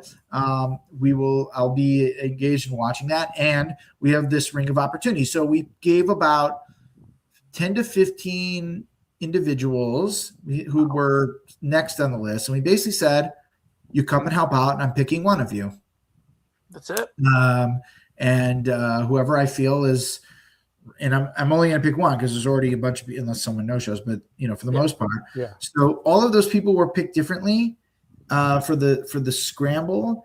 Sal is Cheeseburger wrote a really nice recommendation about it. I think he's a student. CPA is someone I've wanted to see for a long time and see what he could do for us. Effie also put him over. Mm-hmm. Katie Arquette is Cleveland, so that made sense for us. Justin Taylor, when I tell you, people tell me he's one of the most. I've never met him. Just DMs, right? But the amount of people who told me how wonderful this person is, I was like, okay, that sounds like someone I'd want to work with. And Lexa was I think the first person to respond to the post. So they all got that spot for a reason. And the last one will get one for the reason too. They showed up and they helped out and made themselves stand out at in the locker room, and that will matter to us. And we will pick one person there. And so the other matches, the Rumble and these are all Rumble people who we would book. Davina's a regular for us.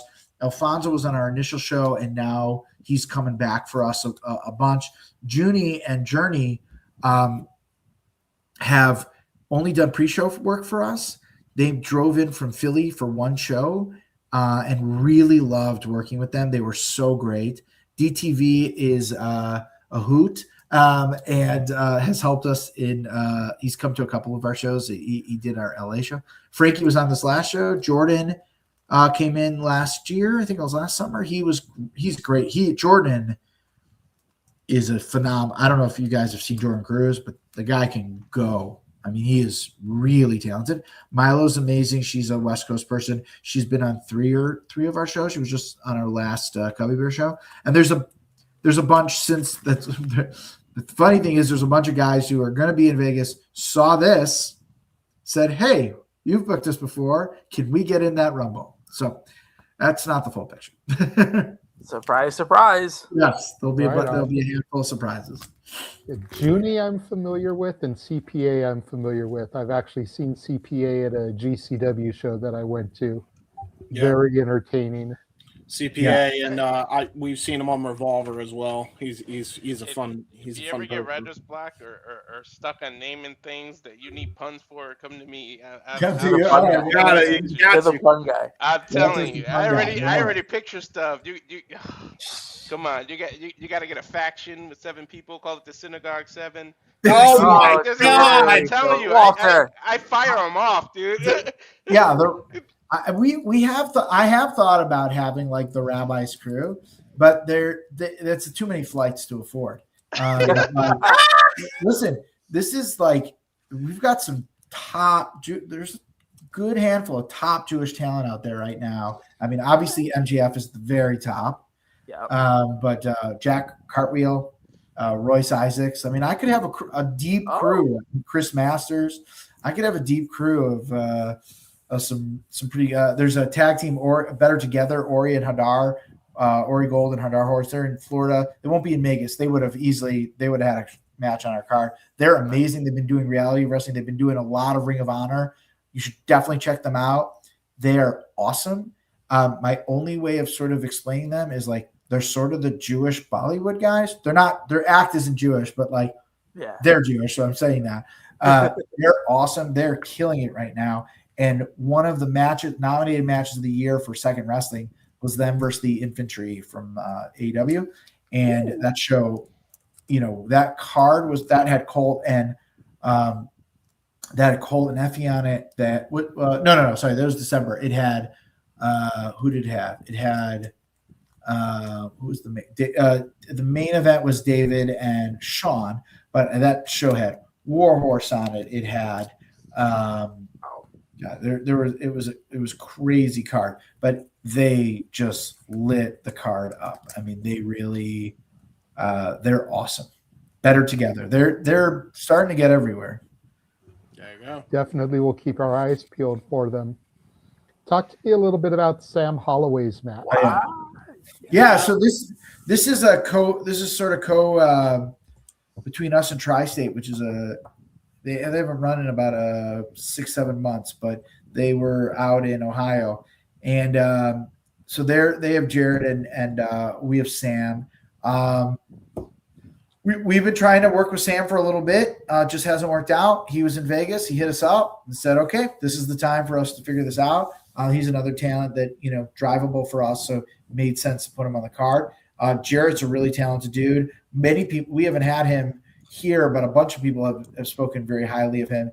And the promoter at Tri-State really loves Jared and asked, like you said, like if we're going to book him, I want to make sure it's a match. And, they were all stoked. When we announced Clancy, Jared sent me a DM. He said, "I want that match."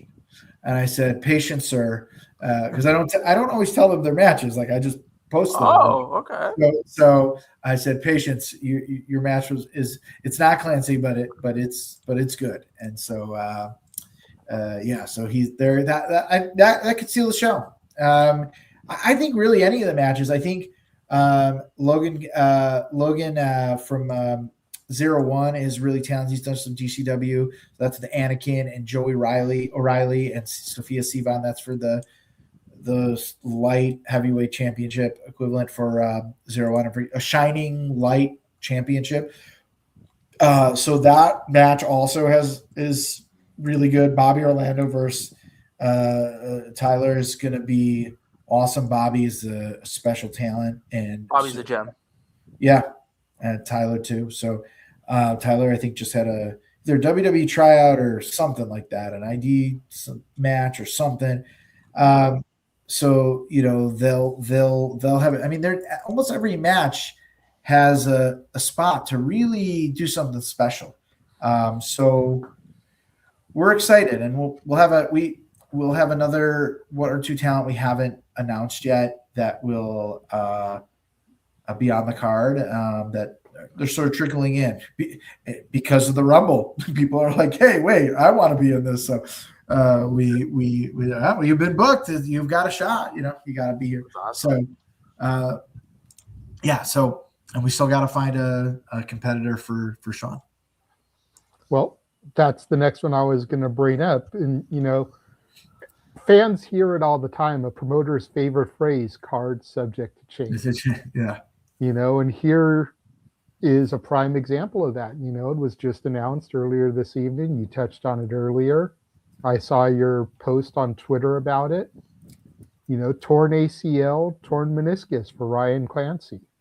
Yeah. And now your main event has been thrown into a tailspin. You've got to scramble, pun intended.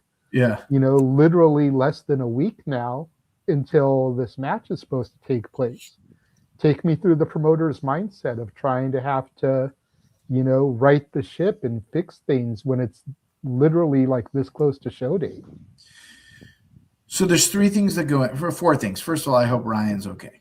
That's the first and foremost. I'm sure there are people who have canceled on us and lied, and this is not a lie. It's not a work. So our first thoughts are with Ryan, and we made sure that I hope he feels that we supported him when he let us know.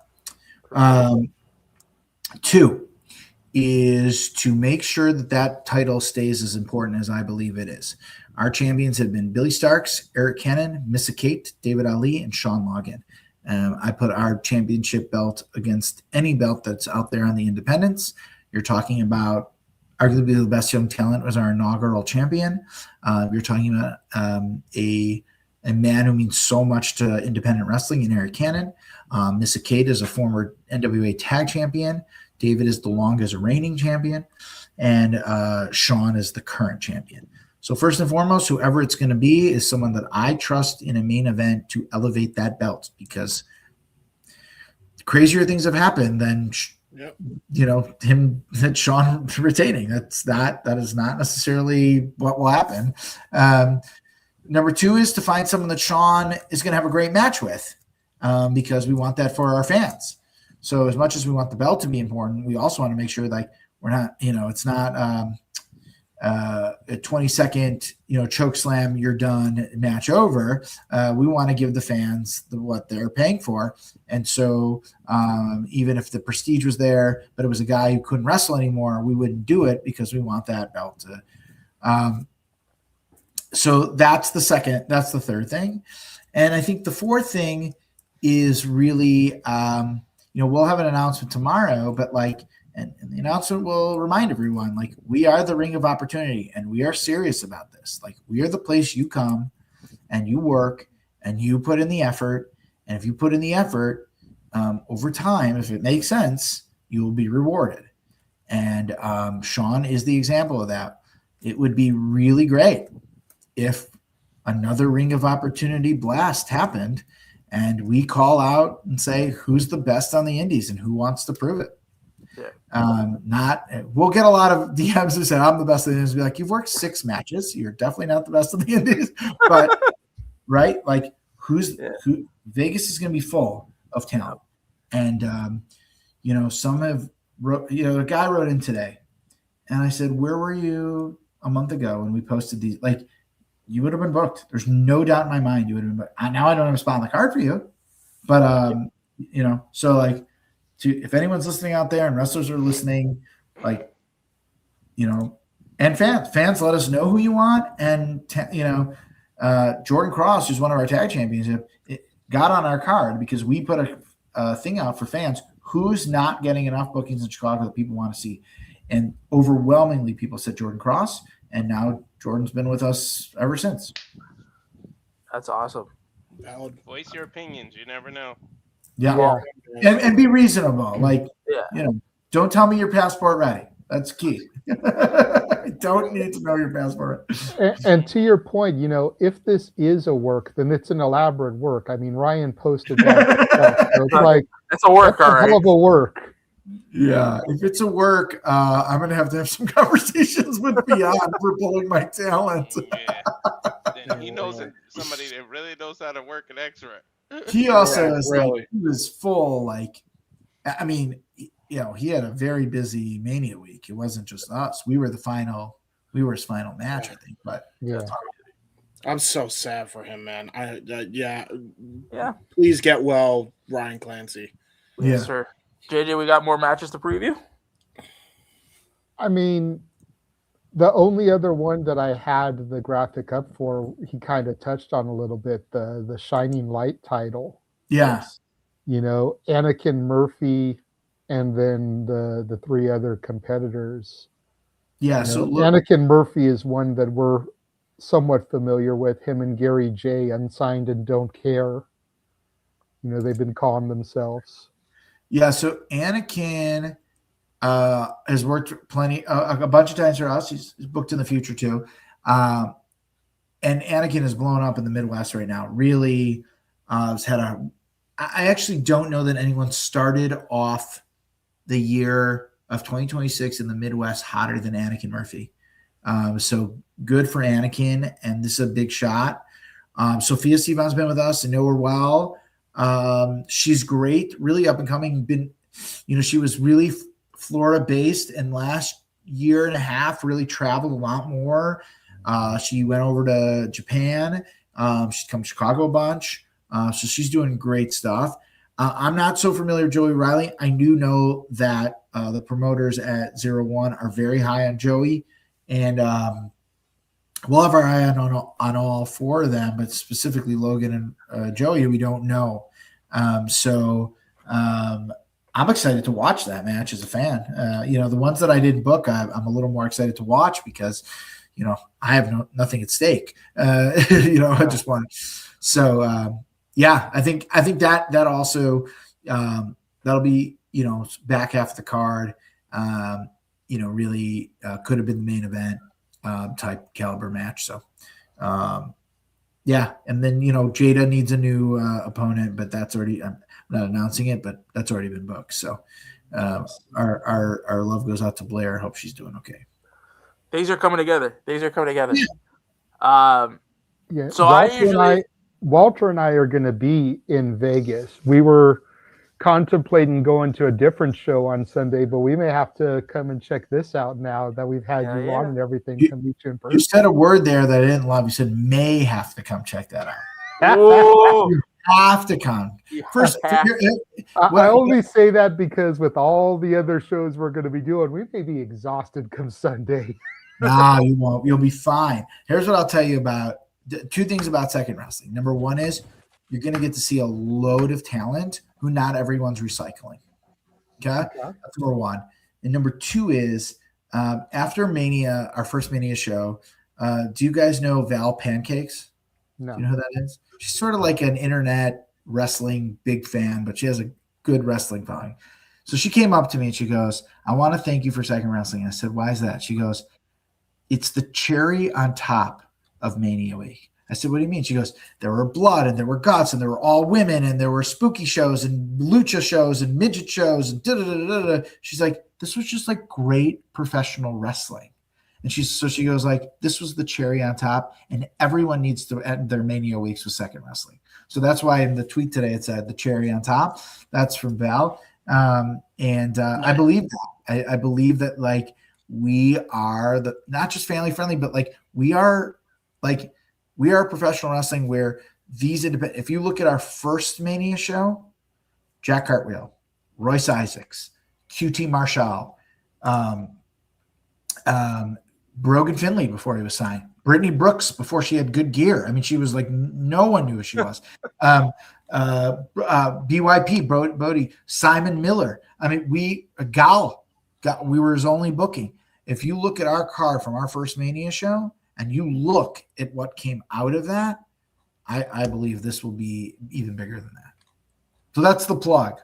There you go. Hey, that's a good hard sell. That's a good hard And you get sell. a direct connection, Walter. You got God questions. I can just ask him right away, or her, or it. I don't know. There you go. I mean, if you need a commentator, you could throw him on color. He'll have all the puns for you while the puns going on. That's true. It's true. So, I mean, great that JJ brought that up. I want to quickly, your commentators for your shows are who exactly? We don't have regular commentators. So no? what we did? So our early shows. Do you need commentators for Vegas? Do we need commentators? No, so we don't do live commentary because we're not streaming. So yes. We first of all we believe we're a ticket-based organization. So we don't put a ton of money into post-production. What you've seen is a variety of different iterations, meaning a variety of different people doing it. So at the beginning, we were releasing, we were just releasing some matches. Then we went on Premiere, which was trying to compete with like IWTV. It was like Josh Chernoff and Freddie Pritch Jr. They fold. So then we had this guy Max Roth and DJ Danielson. And then I think one time it was this one of our guy who's with us a lot, Jason Midas, who's a local guy, but doing all those shows. Premiere sort of scrapped that, changed their business model, and they're not a streaming service anymore in that way. And then we started just releasing matches again and more shows. So right now we have what's called Second Take. I think there's been 2 episodes. The third one. Yes, I saw that on YouTube. Yeah. So those are just matches maybe some stories in between, maybe some promos when we have them.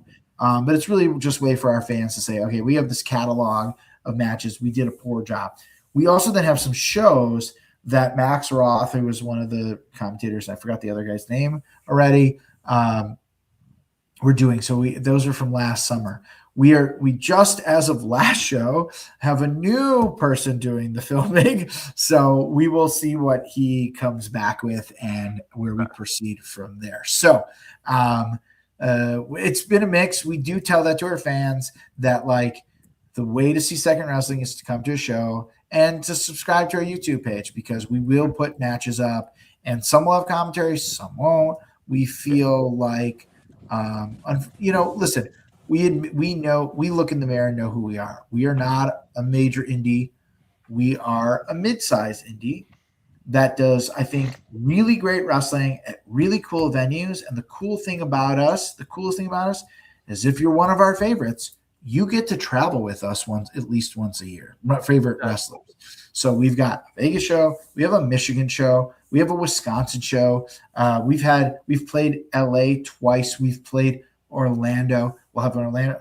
Shaza knows that I have to book her on my next Orlando show because she's begging me for a Second Wrestling trip to Disney. And I said, okay, but just so you know, you might have to pretend to be Jewish for that show because it's usually a Jewish show in Orlando. So we do some of that. We even did a bit, Walter, this is true. We did a biblical Jacob show where all the stories were the story of the Bible from Jacob. That was fun to write. That's pretty sick. I bet it would be. That's pretty good. Because like one of the things we do here is we do watch-alongs for shows. Yes. So if your stuff is all like, filmed in advance, like we can always just add our commentary over it for you. Yeah, really. If you got nothing else, well, I'll do it for free. James, that would be a great opportunity.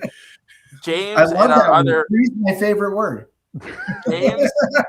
James and our other friend that we have that's part of our team, Noah, they do a great job in doing a lot of commentary. Noah and Walter and me for a brief time were doing the Dynasty watch along last night, and these guys they kill it every time.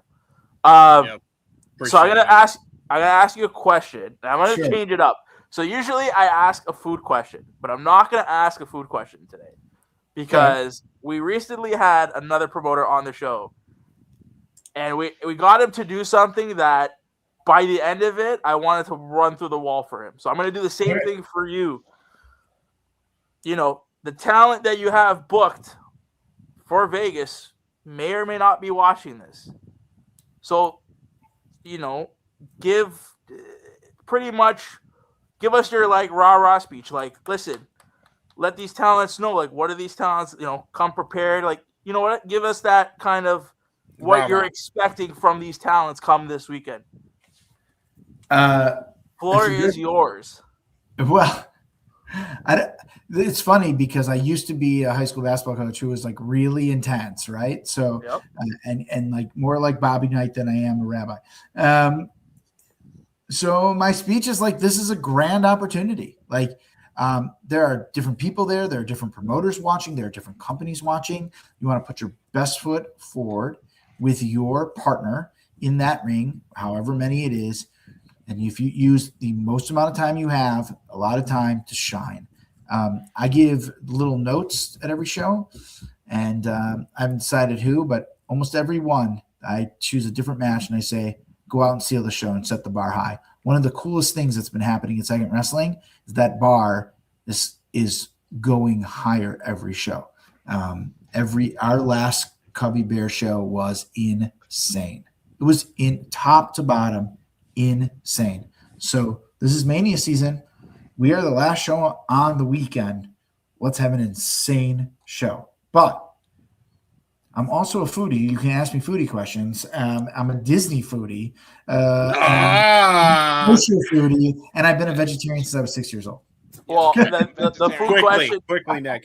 Quickly. Then the food question would be day of the show. You're getting ready to go. What's your pre-match meal or pre-show meal? And if you don't have a pre-show meal and you kind of don't eat until after the show, kind of get everything out, what's your post-show meal? I don't have that, but I do have a pre-show routine with food. Okay, here we go. About 20 ounces of coffee, usually cold brew with oat milk. Then before every show, I eat a Snickers bar and 2 big Gatorades. Usually one lemon lime, one blue. And the reason I do that is because after my first show setting up, my best friend who was helping me with the show looked at me and he goes, "You are white as a ghost. You look like I couldn't feel it. He's like, you look like you're going to pass out." And so he's just started bringing me drinks. So now since the first show, I've always had a Snickers bar and 2 large Gatorades before we start so that I am hydrated. Usually you'll find me scarfing down a couple pieces of pizza at some point during the show. There you go. Here you go. Hey, it's Chicago. You got to do the pizza. Yeah, you got to. Now, Roni or cheese for you? Oh, I've been a vegetarian since I was 6 years old. Okay. So wait, you're not in Boston, you're just a Boston fan? Oh no, I'm in Boston. I'm a Boston. You're in Boston. So getting the car, all that. Yeah. All right. So I just went to this place called Lair House. It's actually a kosher restaurant. And have you been there? Yeah, I've been there once when there was a friend of mine that was Jewish, and they took me, and it was so good. That was so actually good. really good food. And they have an amazing vegetarian Reuben, and I've been dreaming about that. Oh, I almost want to go back to Boston just for that. And they have a really cool bar, and they have book a show just to come back to Boston.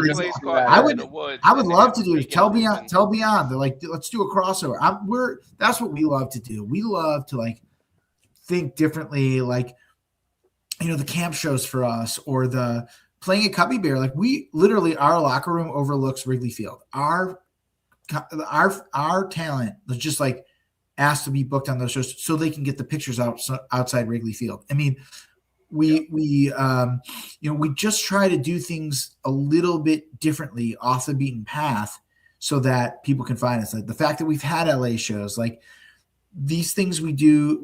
Last year we did they called the Interstate Classic with Wrestle Arts Indy in Indianapolis, where we had 8 women compete in a tournament cross state. So some of the matches happened at Wrestle Arts and some of them happened by us. We brought some of our people down to Miami to be on CCW. So David Ali and Heather Monroe, and Heather wrestled Nikki Blackheart, who's now not at CCW anymore, and I think going somewhere. So we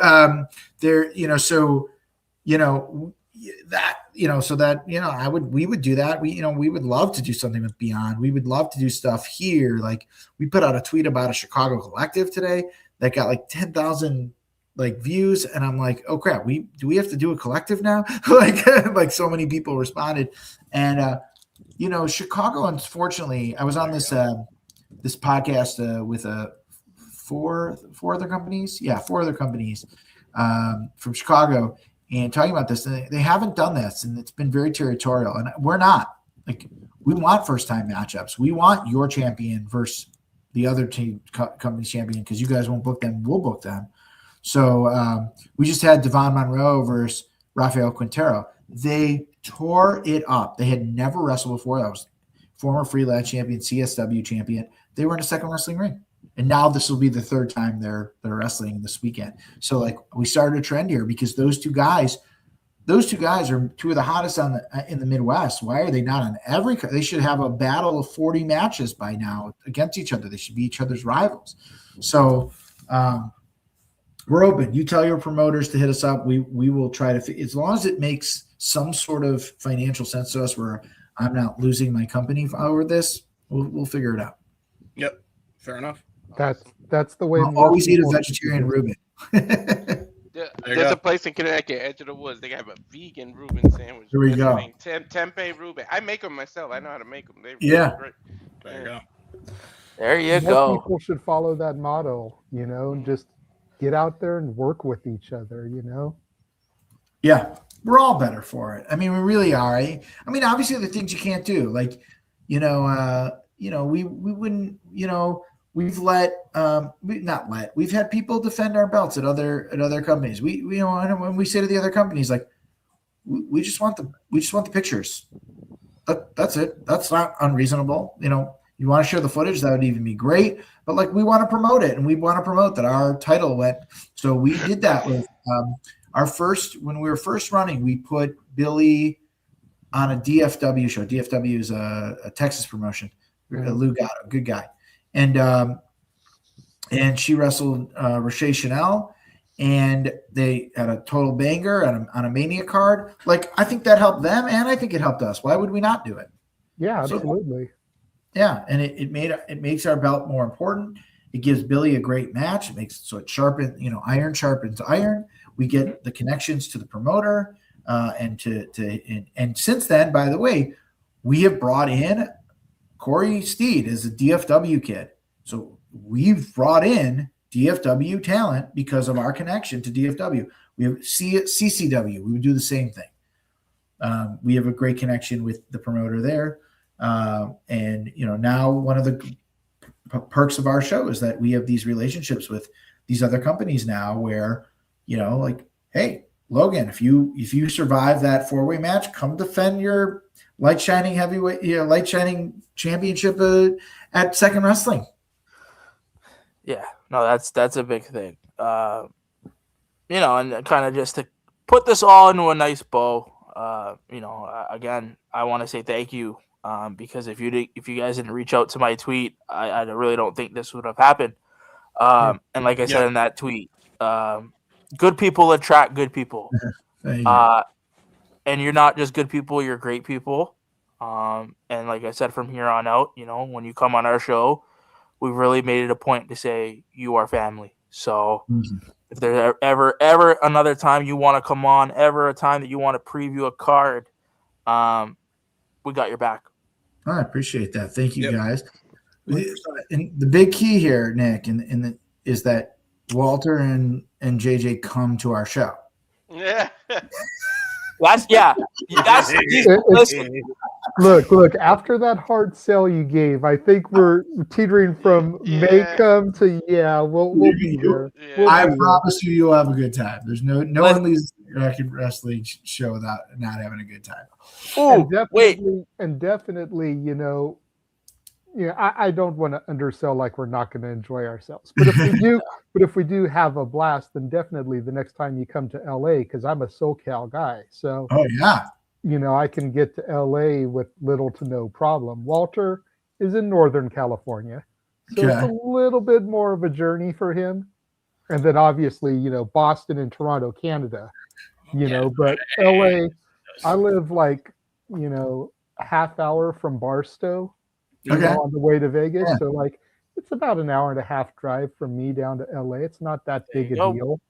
That we had my hope is that we will. We had a great thing. Our first show our first show was the Mania show. The second show in LA did very well. But we were at like this a synagogue, but it has like a community center kind of thing. And the executive director loved it, and we were booked to do another show, but then the executive director left the organization, and they didn't bring it back. So I could see us doing it again. We are we have a very heavy schedule this year, which is usually I'd be looking for more shows, and I got a call today about another show. So like it'd be hard to add travel, especially with, I work on weekends, so I would have to like figure out. But yeah, I'm not opposed to it. My first cousins are all in LA. And my aunt, so like I love going out there because I've done it my whole life, and I get to see, their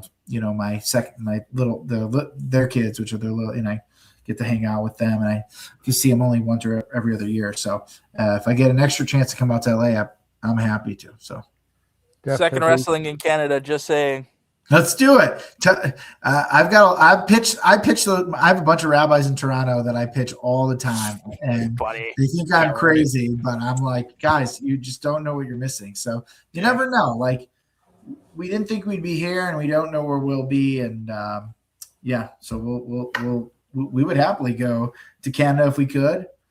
I admittedly am a little bigger of a fan of Montreal than Toronto, but I'll do both. Oh, there you go. That's what it is. Let's do it. JJ, we've kept you for almost 2 hours, sir. So want to go ahead and let you go. Thank you so much for all of the time that you gave us, you know, the wisdom, the journey inside of a booker's brain.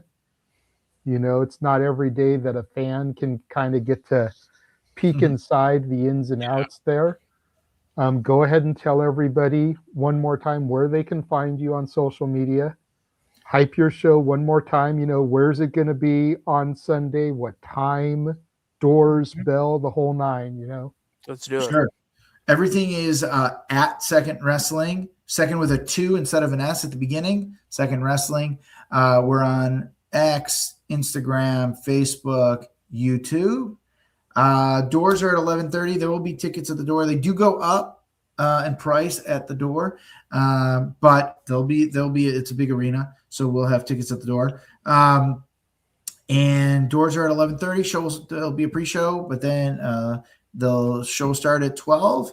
And we hope to get people out close to bell time for Mania in case they want to go see Pat McAfee, I guess. No, not Pat. I think he's on night one. So he's on night one. So you know, we do travel a little bit. So we're coming up to Michigan and to Watersmeet this summer. We hope to be back in LA as soon as we can. Actually, we love going there. And we do camps. We do like kids summer camps. We do a bunch of them. We do community centers, synagogues, churches. But we also do bars and arcades and malls and So and the most important thing for us is like keep an eye on our talent. Sean Logan, Blair Onyx, the Punk Rock Jocks, Nick Codis, Davina Thorne, who's on the show, David Ali. Really good people and really strong talent, and give them a follow. And a lot of them doing really good stuff. Awesome. Sounds good. Sounds good. We're going to pull you out the stream real quick, wrap it up, and then we'll pop you back in just for a final farewell and let you on your way. All right. So just don't go nowhere. All right. Thank you again to Rabbi Fine for 2 hours of his time. Yes, sir. So awesome. Make sure that you go out there, support. Make sure you follow him on the social medias. Tune in to Simply Predicting, which should be getting ready to start as they predict night 1 of WrestleMania. And we will catch you guys next time.